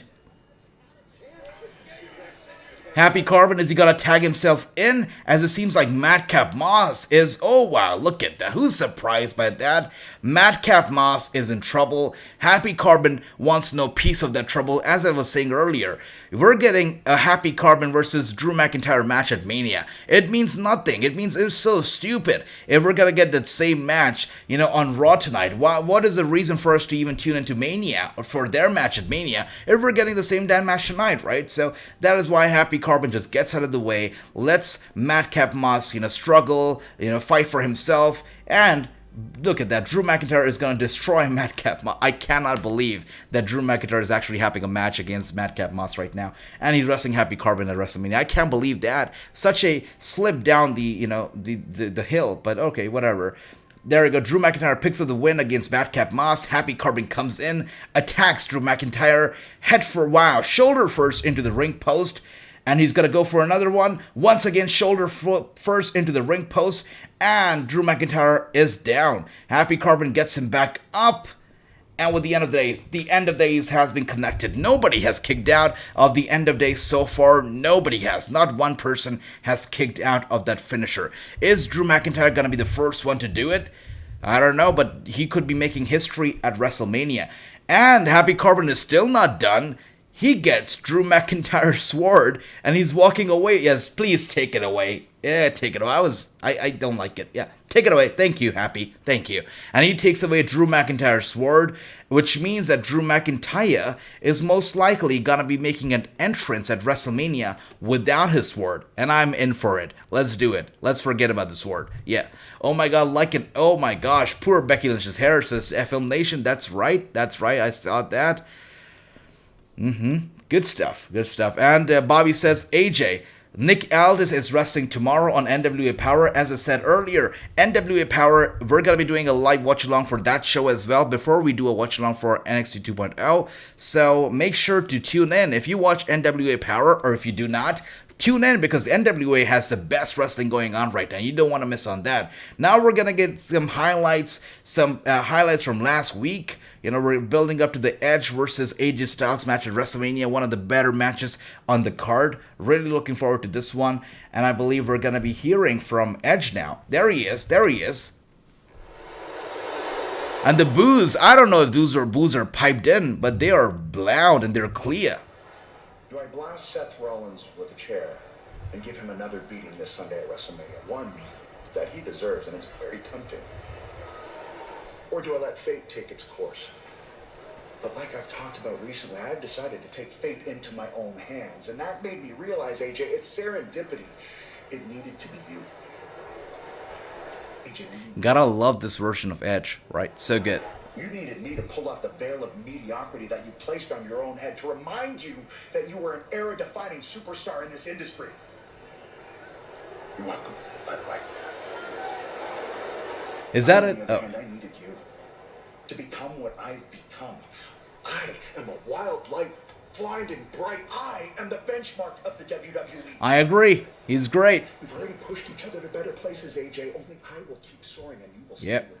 Anybody wants to see Edge as a world champion once again, or am I the only one? I know that, a lot of people say, no way, he's past his prime, he's old, he looks old, he shouldn't be representing the company as the champion, but I think Edge, after all he's done for the company, he comes back, he wrestles again.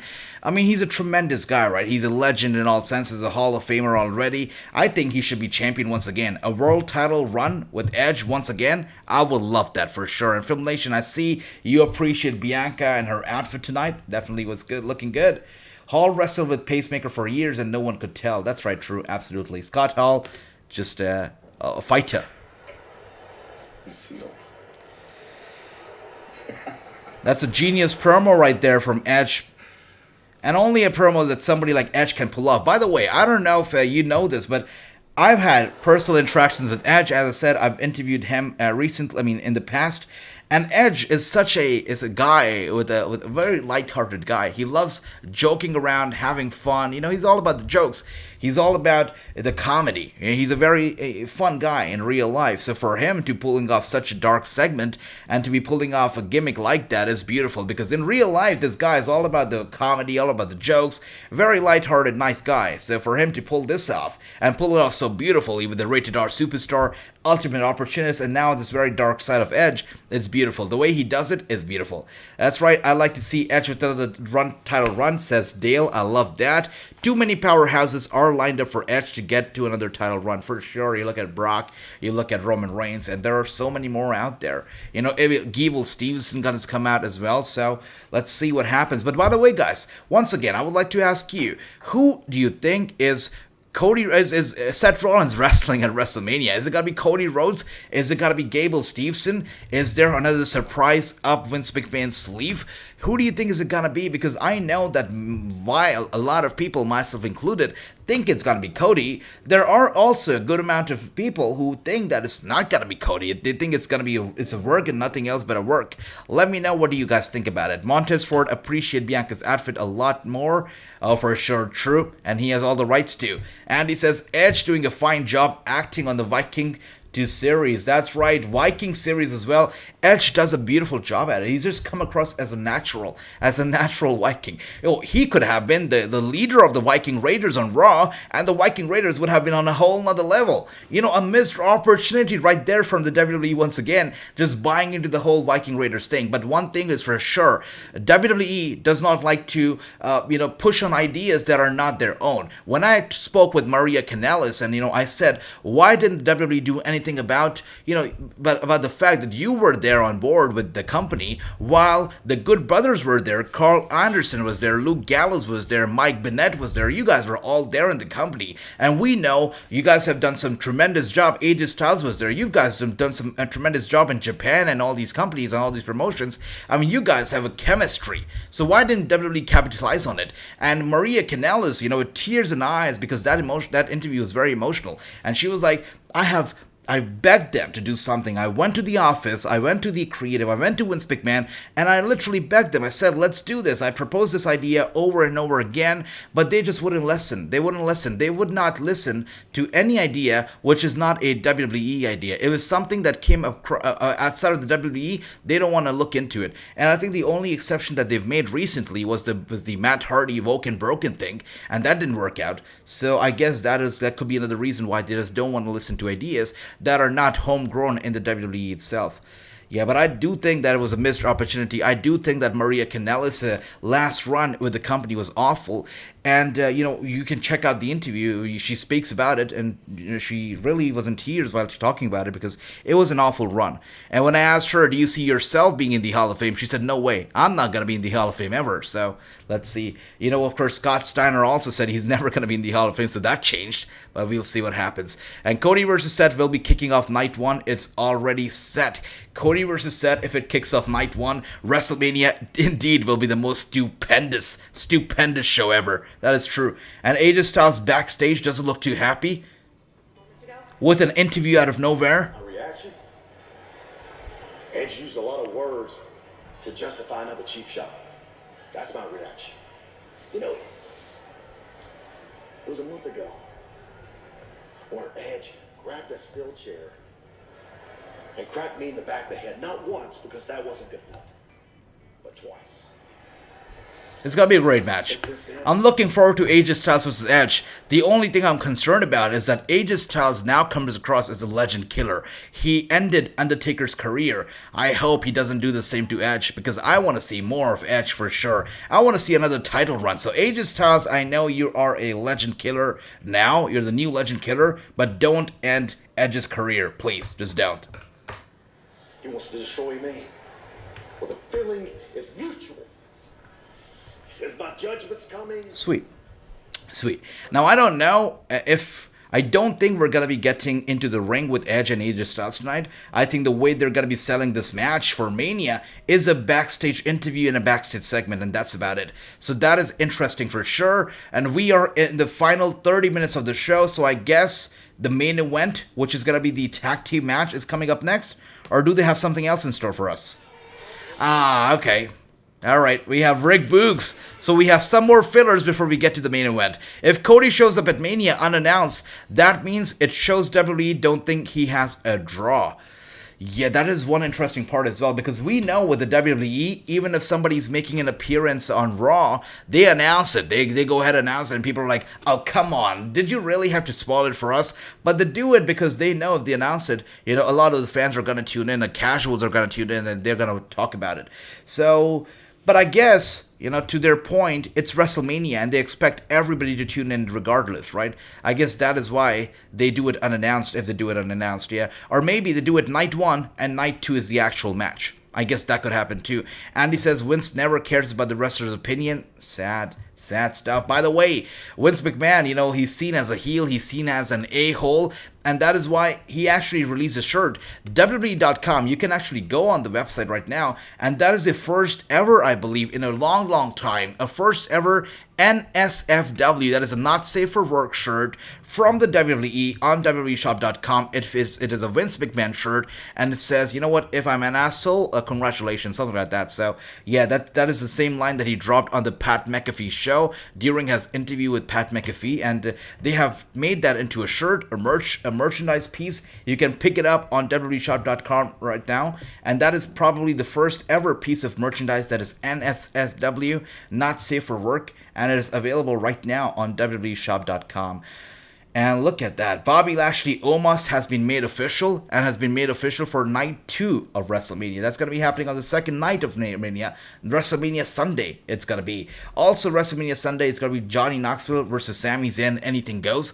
I expect a lot of the members, the crew members, and the film co-workers of Knoxville from the Jackass movie. I think they're going to be happening. They're going to be coming over, interfering during the match. Again, the Raw Triple Threat Tag Team match also happening WrestleMania Sunday. It's going to be Alpha Academy, Street Profits, RK Bro, and the biggest WrestleMania match of all times. I can very much, disagree with that. It's going to be Brock Lesnar, WWE Champion, Roman Reigns, Universal Champion, one-on-one unification match for the championships, and it's they're calling it the biggest WrestleMania match of all times. I can go on and on and on and on and say that that's not the biggest match, but that's okay. That's okay. And Bobby says, I'm looking forward to watching Caprice Coleman wrestling on NWA USA on April 2nd. I love that. Great. Oh, wait a second. Uso's coming out here. Okay, so we are indeed in the main event. If this is the main event, we are in the main event because we saw that entrance from Shinsuke Nakamura and Boogs. I believe they are going to be sitting on commentary, and Usos are coming on right now. And Usos are supposed to be facing RK Bro tonight. So it's interesting how Rick Boogs and Shinsuke are out here tonight. Let's see how that goes.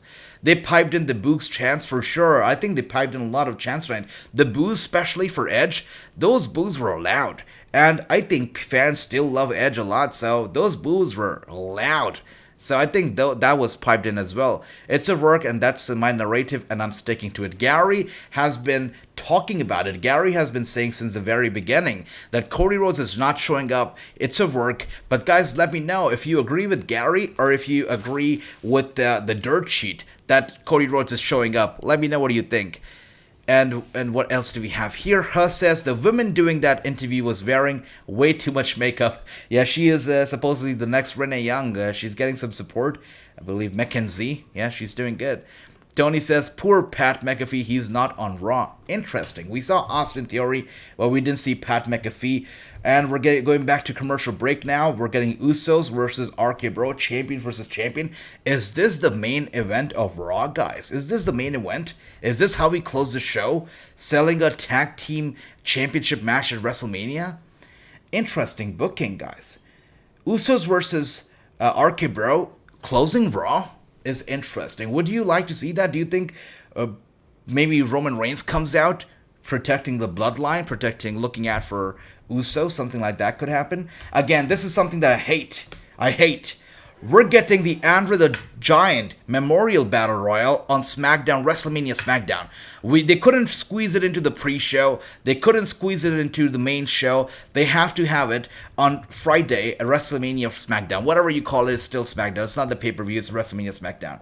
That is happening. And by the way, Finn Balor, your United States champion, Finn Balor, does not have a match at WrestleMania either. He doesn't have a match, and that is why he has been squeezed into the Andre the Giant Memorial Battle Royal. Talk about not caring about your mid-card titles, guys.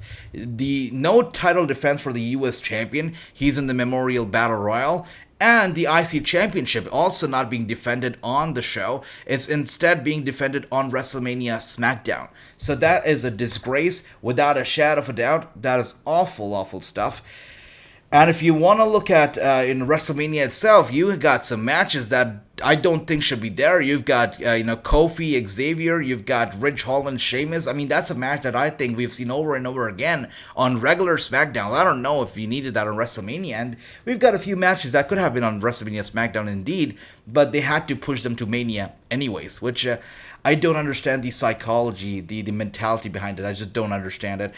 Pat's at home having a seizure right now. I get it. that commentary table with 4 people in there is enough to give anybody a seizure. That's crazy. I hope AJ Styles vs. Edge will not be stupid. Let them just wrestle wins. That's right, Andy. And do you remember the match that we saw between Edge and Randy Orton when we had that WrestleMania in the Performance Center? That was one hell of a match for sure. And by the way, Ariel Bachi, good to see you. Welcome on board. Welcome to the family. Welcome to the stream. It is good to have you here. As I said earlier, guys, we have wrestling celebrity interviews coming out this week, the entire week. We just had recently, we had Aiden English, we had Justin Gabriel, that is PJ Black, we had Victor from the Ascension.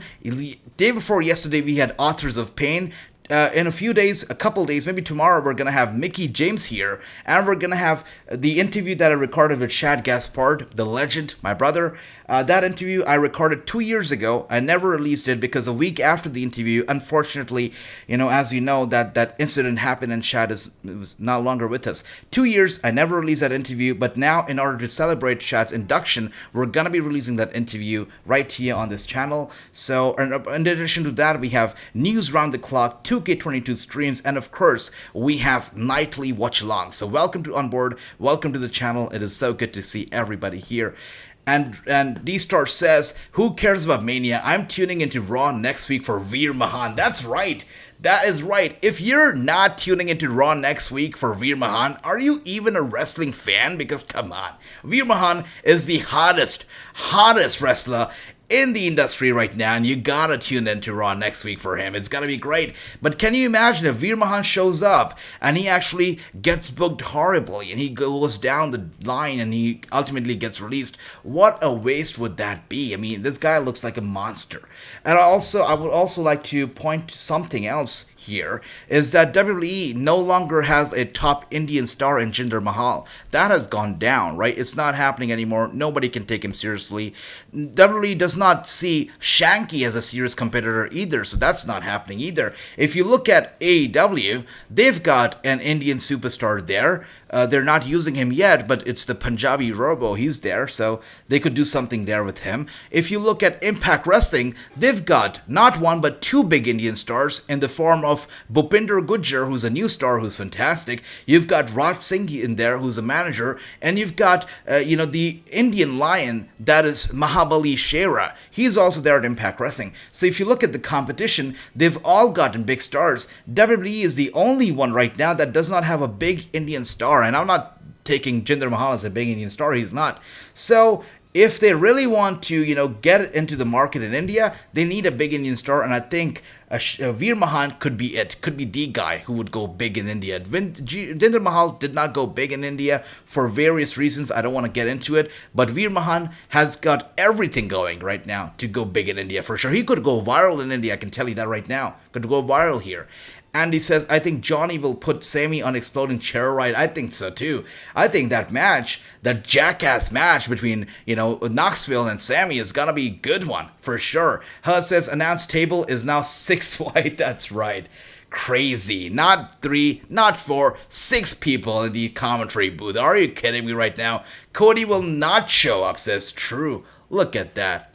Pat McAfee is backstage. The match won't last that long. Let's see what happens. They have wasted Nakamura, also says True right there. Indeed, I still remember the night that Nakamura made his debut on NXT. I remember the guitar, I remember the lights going out, the lights coming back, the flashes, the sing-alongs, and that was, watching Nakamura for the first time ever. But just the energy in that place, and I was watching it on TV, and I was like, the energy, I felt it. I'm still thinking about it right now. I've got goosebumps thinking about it. When he made his debut, it was red hot. And I would tune into NXT just because of Nakamura, just because of King Nakamura. That time he didn't have a crown on his head, but we knew he was the king. Look at him now, he's got a crown, or now he doesn't have a crown anymore, but he's still awful, right? I mean, they've wasted Nakamura. It's bad. It's bad. I am surprised that he's still with the company. I guess the paycheck's that damn good. But it's bad how they've booked poor guy. It's bad. It's sad. And Huss says, I don't know who Gary is, but the man that had Bobby Lashley returning tonight to challenge Omos at Mania says Cody versus Seth open night 1. Believe that you will. Let's see. It could happen. Cody versus Seth opening night 1 could happen, or Cody versus Seth opening night 1, not versus, but a confrontation. Basically a segment between them. Could open night 1, and then we could have a match at night 2. I think that could happen as well. That disrespecting my boy Finn Balor. That's right, Andy. Finn Balor, U.S. champion, does not have a U.S. title defense match at Mania or even WrestleMania. He instead has been squeezed into the Memorial Battle Royal. Finn goes from being the top Universal champion, the first champion, to not being on Mania, and that too even with the U.S. Championship around his waist, doesn't have a match at Mania. This match right now underway, and we can see RK Bro dominating early on, Randy Orton with the offenses, but Uso turns it around with the big chops to the chest of Randy. Is it just me, or do we have the good old Randy Orton back? I mean, look at his head. Look at this mustache. It's almost gone. I'm getting this vibe of the Randy Orton I love. And the Randy Orton that I love is the 2009 Randy Orton, the devil Randy Orton, the crazy, the psychopath Randy Orton from 2009. I mean, that guy could go out there and he could destroy your wife. He could destroy you. He could destroy anything, your house. He would do anything for the title, right? That is the kind of guy that he was back in the day. And now I'm seeing that bald head and I'm seeing that little mustache. I hope he gets rid of it altogether. And I would like to see the return of that devilish Randy Orton, because that is the Randy Orton I love. And that is the Randy Orton that made me fall in love with professional wrestling. And look at that. With that being said, we switch to commercial. And who do we see here? We see Steiner. That is Braun Breaker. And I don't know if it's a recent state change or it's been like that for a while. But on Instagram, Braun Breaker's name is actually Steiner, his real name, not Braun Breaker. So that is interesting. I don't know if that change happened after, the Steiners were announced as the inductees into the Hall of Fame, or it was always there like that. But I would love to see Braun Breaker being renamed to Steiner, because come on, the guy has the same outfit, the guy has the same voice, the guy is the son of Rick Steiner and the nephew of Scott Steiner. Capitalize on that. Capitalize on that, guys, for sure. Make him a Steiner, not a Breaker. Come on, not a Breaker. No way. Zayn versus Knoxville is a SmackDown match for sure, true. But we're gonna have him at WrestleMania because it's gonna bring in the casuals and it's gonna get Hollywood talking, whatnot. It's crazy. Whatever is best for business, right? Can a wrestler get charged if he does a move on another wrestler and the wrestler? That's a very controversial. James, welcome to the stream, by the way. That's a very controversial pick because we've seen that happen in the past. If you remember, Rey Mysterio was involved in a match where a wrestler actually, unfortunately, had a cardiac arrest, and he unfortunately was not able to make it. He passed away. So, Rey Mysterio wasn't charged for it because that was a medical condition. And, for some promotions out there, you have to sign a waiver that anything happens, you're not responsible. But that's a very controversial pick right there. Question, it depends from case to case. Mostly, they will not get charged because it's not on purpose. But, that's one controversy right there. AJ, could you interview the legend, the game master, Kevin Sullivan? Would love that. Andy, would love that. But just like I said, this week, big interviews coming out. Mickey James got to be there. Of course, the interview with Chad, and a few more coming out this week. And even following WrestleMania, we've got big lineup here at Wrasslinews. We want Veer. There you go, Run DMG with the Veer. Fear the Veer. That's nice, D-Star. I could see some merchandise being made of that. Fear the Veer. D-Star, if I were you, I would copyright that right now. I would trademark that right now and make WWE pay for royalties if they make merchandise out of that. That's a nice one right there. Bobby says someone is saying on Twitter that Deonna Purrazzo should be stripped of the ROH Women's title. I don't think so. I think Deonna Purrazzo has been carrying that ROH Women's title on her back, and she has been keeping the name ROH alive because of the talent that she possesses, right? She's kept the name alive. So if you want that championship, you come and you get it, right? And if you can't get it, it's your bad, because she's gonna take care of it, and she's gonna be holding on to it until somebody worthy of it can come around. So she should not be stripped of it. Somebody should try and get it off her, and if they cannot get it off her, it means that they're not good enough for ROH, and Deonna clearly is. By the way, when I interviewed Mickey James, and this is something I'm gonna actually put out there, we spoke about Deonna Purrazzo, right? And that interview is coming out soon. It's coming out on this channel. We spoke about Deonna Purrazzo, and I asked her, what do you think about Deonna? And Mickey says, look, I've been in the ring with men men and I've been in the ring with women. And I can tell you, for sure that Deonna Purrazzo is the best wrestler I've ever been in the ring with. The best worker. She's really good in the ring. Very nice. And it's just amazing to be in the ring with her. And I'm speaking of both men and women. In my entire career, I've never been in the ring with a performer as good as Deonna. So Mickie James with some high praise for Deonna during the interview. That interview is coming out soon. And Pedro Antonio Acosta. Good to see you, brother. Welcome to the stream. Welcome to the family of Wrestling News. It is good to see you. Welcome on board. And Huss says, Weird gets squashed by Gable Steveson next week. Yeah, Gable is coming out. Next week, he's going to be here for sure. Maybe he shows up at WrestleMania. But you better believe it. He needs people, to be fed on. He will be feeding on some people. And he's not just going to be feeding on some talent enhancers, some jobbers, some independent wrestlers. He needs some big shark to be fed on. And what bigger shark than Veer Mahan? And I hope that doesn't happen. Poor guy, Veer Mahan is coming all the way from India just to be fed to Gable. I hope that doesn't happen, but you never know with the WWE. You never know. And right now, as you can see, Uso's in control. Matt Riddle down. Uso gets him up. Matt Riddle with the kick, push him into the corner. Big flying elbow to Uso. In control right now. Another big flying elbow. Gets him up, throws him across the ring. And RK Bro, with that being said, in control of this match. Beautiful stuff. Matt Riddle turning the tables around like there is no tomorrow with the cover and a kick out of 2. Beautiful stuff so far. And he says, Asia, did you know Kairi Sane got injured at her match from her return? That is awful. Kairi Sane just made her return to the ring at Stardom, her hometown promotion, and she looks super happy. And if she's injured on the return match, that is awful. I hope she gets better soon. And Jake says, what happens to the Street Profits versus Gable and Otis match, AJ? Wow, yeah, that match, we didn't see that match. We didn't see that match at all tonight. No, probably cancel it. Jinder Bow to Triple H, that's right, Ron DMG. Jinder Mahal, they brought him over to India, and he did not even bow to Triple H. He touched his feet, and he bowed down to Triple H. That's what they did. In India, in the middle of the ring, that's what they did. That's how they wanted Jinder Mahal to go over. Not go over by beating Triple H, and standing on top of his, body in the middle of the ring in India. But no, he bows down to him, he touches his feet, basically goes down in India. I mean, it's awful stuff. Gary says, I don't expect to see Cody Rhodes before Friday night's ROH pay-per-view. I agree. I don't expect to see that either. Oh, you think? Oh, okay. Gary says that Cody Rhodes is going to be appearing on the ROH pay-per-view, not WrestleMania, but the ROH pay-per-view. If that happens, wow, a lot of people are not going to be too excited about WrestleMania anymore. That would be a slap to the face, brother. Lesnar, Nakamura, and Angles vs. Nakamura and NJPW were classic. Yeah, Nakamura was indeed the king back in NJPW. And look at that, Randy Orton furious, Usos in control, Riddle down. Let's see how this match goes over. But do you expect to see one of the champions actually getting the loss here? Because any champion who loses tonight, their momentum has to be, slowed down as they head into WrestleMania. We're like 5 days away from Mania. You don't want the momentum to slow down. But if anybody picks up the loss tonight, their momentum definitely goes down as they head into Mania. Let's see what happens. But right now, Matt Riddle is eating the most off of it.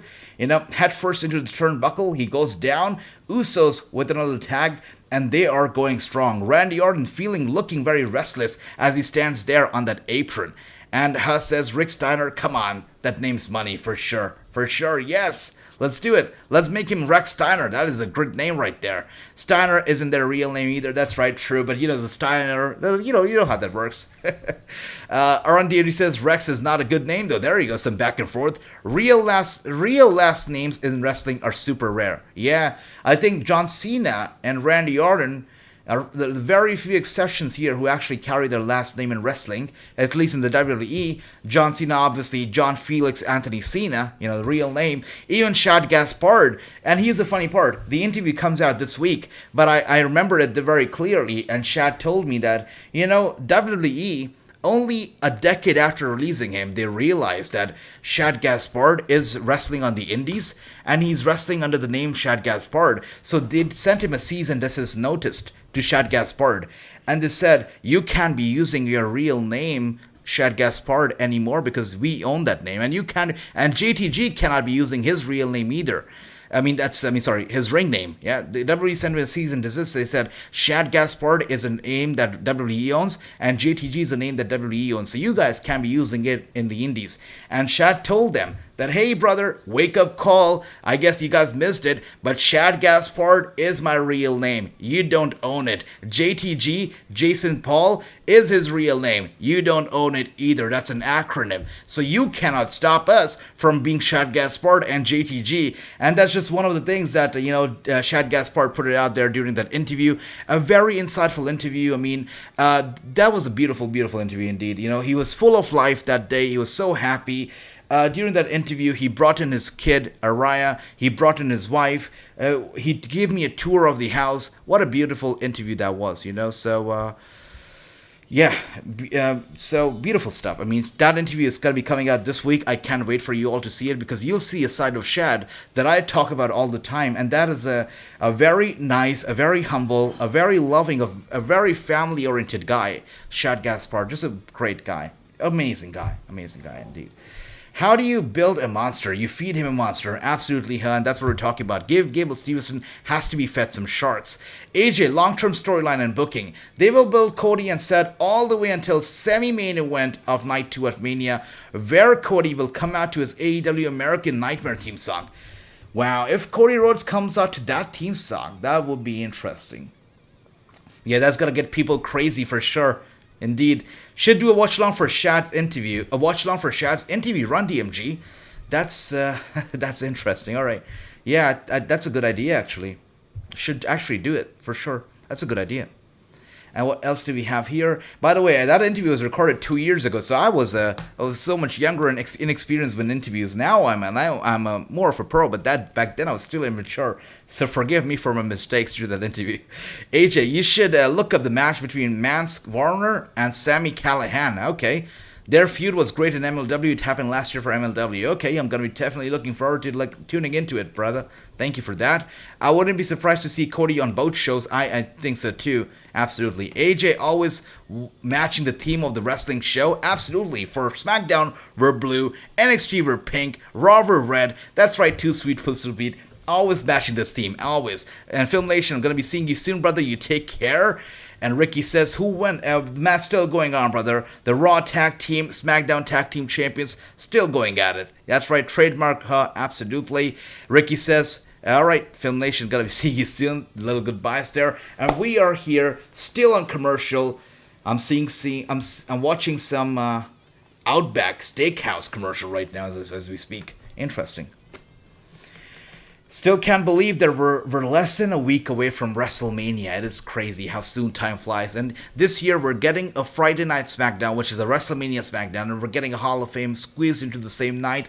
I remember back in the day, WrestleManias, we never even got to SmackDown. What we used to get instead of SmackDown used to be some matches here and there, some taped matches, maybe some highlights from previous weeks, and that was about it. We never actually used to have a proper SmackDown, but now we're getting a live SmackDown. We're getting a live Hall of Fame following SmackDown, which is very, very, very interesting. You still look, thank you for that, Ricky. Thank you for that. Still in my 20s, so thank you for that. And Renegade says, Lashley is a great white. Omos is absolutely. That's got to be a big one. Lashley versus Omos is going to be a big match. And as I said earlier, no build-up. But apparently that match needs no build-up since it's out there, right? A big guy versus a much bigger guy. That's what this match is all about. A spectacle for sure. And WrestleMania is all about the spectacles. With that being said, the spectacle of the night. Matt Riddle is going down, still dominated by the Usos. Look at that. Champions versus champions. Rick Boogs and Shinsuke Nakamura watching on, looking on, closely on the action. Once again, this match has been going on for about 24 minutes. You better believe it, about 20 minutes this match has been on and still going strong. Let's see. Yeah, this is definitely closing the night. But are we going to close the night with a proper, clean finish? Or is Pat McAfee coming out? Or if there's anybody else coming out here? Maybe Roman Reigns coming out? Let's see what happens. Maybe Brock Lesnar and Roman Reigns both come out. Brock Lesnar comes out to the aid of Matt Riddle and Orton. I don't know. And Roman Reigns comes out to the aid of the Bloodline. I don't know. Could happen. Hull says, Omos loses to Lashley, but he has plenty of time to be rebuilt. Yeah, for sure. Omos just getting started here. So Definitely could happen, but again, this match should be good. How are they gonna carry that match in the ring is what really has me intrigued, because Lashley definitely is a powerhouse, but Omos, what I've seen, oh, by the way, that was beautiful. Omos, from what I've seen, is he's a bit slower in the ring. So how are they gonna carry the match? What kind of a chemistry are they gonna have in the ring is what really has me intrigued. And True says this match ain't gonna have a clean finish.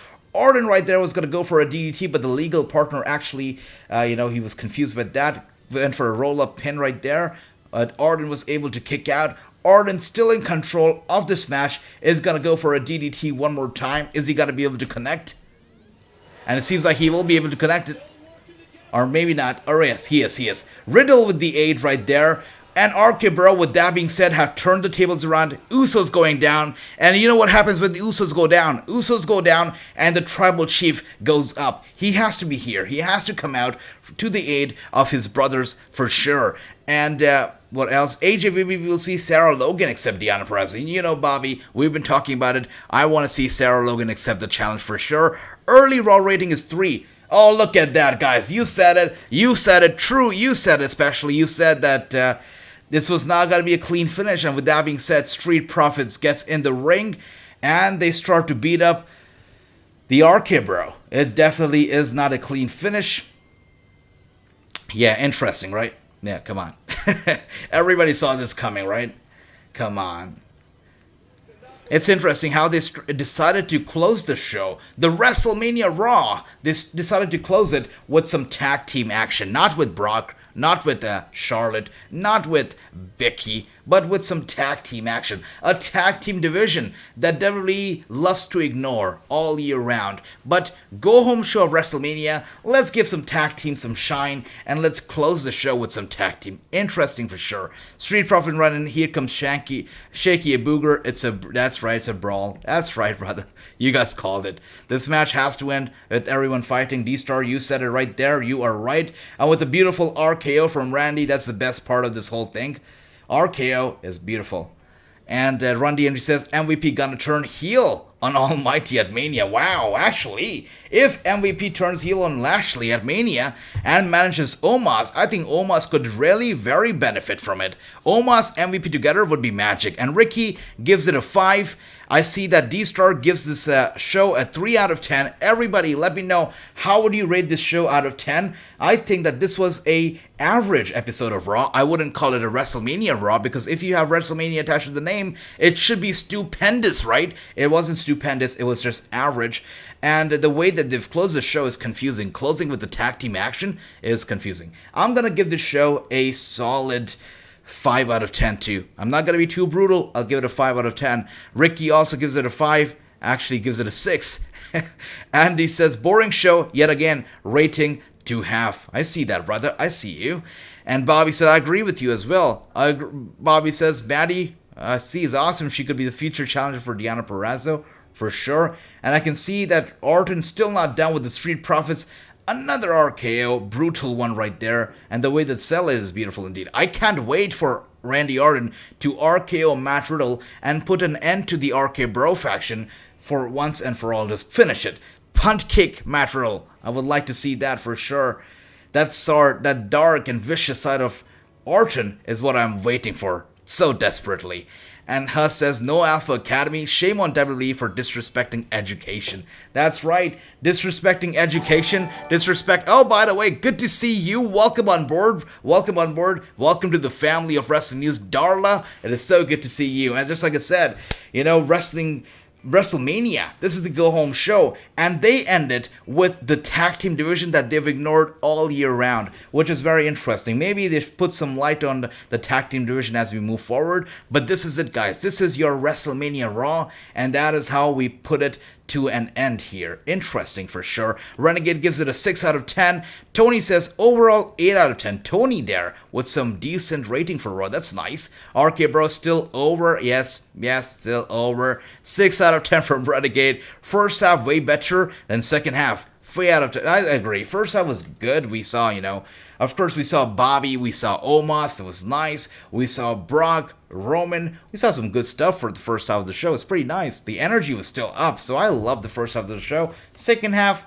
there were some points. I totally was not a fan of the 8-woman tag team match. I think that could have been, left out of the show, but, it's all right. It's okay. I'll give this show a 5 out of 10. The promos made the show, Gary. I totally agree. And the one question that still remains is the fact that are we going to get Cody Rhodes in the WWE? Is he going to be wrestling Seth Rollins in the WWE? The dirt sheets, by the way, can I just say this? The dirt sheets said that the focal point of tonight's show is going to be the Seth Rollins Cody Rhodes thing. That was not the focal point. Are you kidding me right now? Again, as I said earlier, these days, the dirt sheets are actually selling the product. They're not selling you journalism. They're selling you the product. They're selling you the storylines. They're giving you reasons to tune in, the same reason that WWE would like for you to tune into, but they sell it through those dirt sheets now. A lot of the dirt sheets are actually working for the company. Cody Rhodes, Seth Rollins was not the focal point of the show. That was an outright lie. And this was an average show. I'm going to give it a 5 out of 10. Still, Bobby gives it a 1 out of 10. Dale gives it a 5 out of 10. Always on the same page, brother. True says 5.5. Riddle probably turn on Randy. I hope that happens. I would like to see Randy Orton, what Edge is doing with himself right now, I'd like to see Randy Orton do with himself. I'd like for him to turn heel without a shadow of a doubt. The episode of Evil wasn't bad. The Ric Flair episode was the best. I see that. I still have some catching up to do. Still got to tune into Evil. I've heard great things about it. Ricky, 6 out of 10. Still no Cody. Evil watch along, true evil watch along. Maybe after Mania we do evil watch alongs. Why not? Why not? I love that. I love when you guys ask me to do stuff because this is what it's all about. I say you are a part of the family. I call everybody in the chat a co-host because your opinions are heard over here, and your opinions are what keeps the shows alive here, right? So you are a very important part of it. So any show you want me to do a watch along for, or anything you want me to do, we're gonna be doing it. And there's a reason they're called dirt sheets. That's right, huh? Absolutely. I had no hope Cody coming out tonight. Yeah, night one could happen. Gary says it's not going to happen at all. Gary says it's going to be happening at ROH. So lots of questions in the air, lots of answers we're going to be getting around March 31st and April 1st. It's going to be very interesting. Dirt sheets suck. There we go. I had no hope Cody coming out. That's right. Once again, guys, had a pleasure watching the show with all of you. A stoner heel. I don't know if that'll work, but I'd support it. There you go. As I said, Andy, absolutely. I'm going to be seeing you tomorrow for 6 at 6-5 for the NWA Pro Wrestling Watch Along. First time I'm doing an NWA weekly show watch along. It's gonna be good. As I said earlier, guys, you are here for the best wrestling content, for wrestling watch alongs, for wrestling interviews. We're gonna be getting a lot of wrestling interviews this week, celebrity interviews. We just had Authors of Pain here. You can watch the interview right now. It is streaming on this very channel. We're gonna be having very, very shortly, we're gonna have Mickie James. We're gonna have a few WWE stars coming in talking about the WrestleMania matches. We're gonna have some Impact stars. It's gonna be big. And of course, we're going to be having an interview with Chad Gaspard, which was recorded 2 years ago, and a lot more content. So make sure to hit the subscribe button if you haven't already. I'm going to be here tomorrow, round the clock, for news coverage and more. And of course, nightly watch-alongs, as I always am here. Ricky says, I might see Cody coming out Raw next Monday, Raw after Mania. Can't wait to see NWA Watch Along tomorrow. Absolutely. And True says, Cena narrated the Reigns episode. I see that. I see Maureen is here. Maureen, welcome. Welcome on board. It is so good to see you be a part of the family. Welcome on board.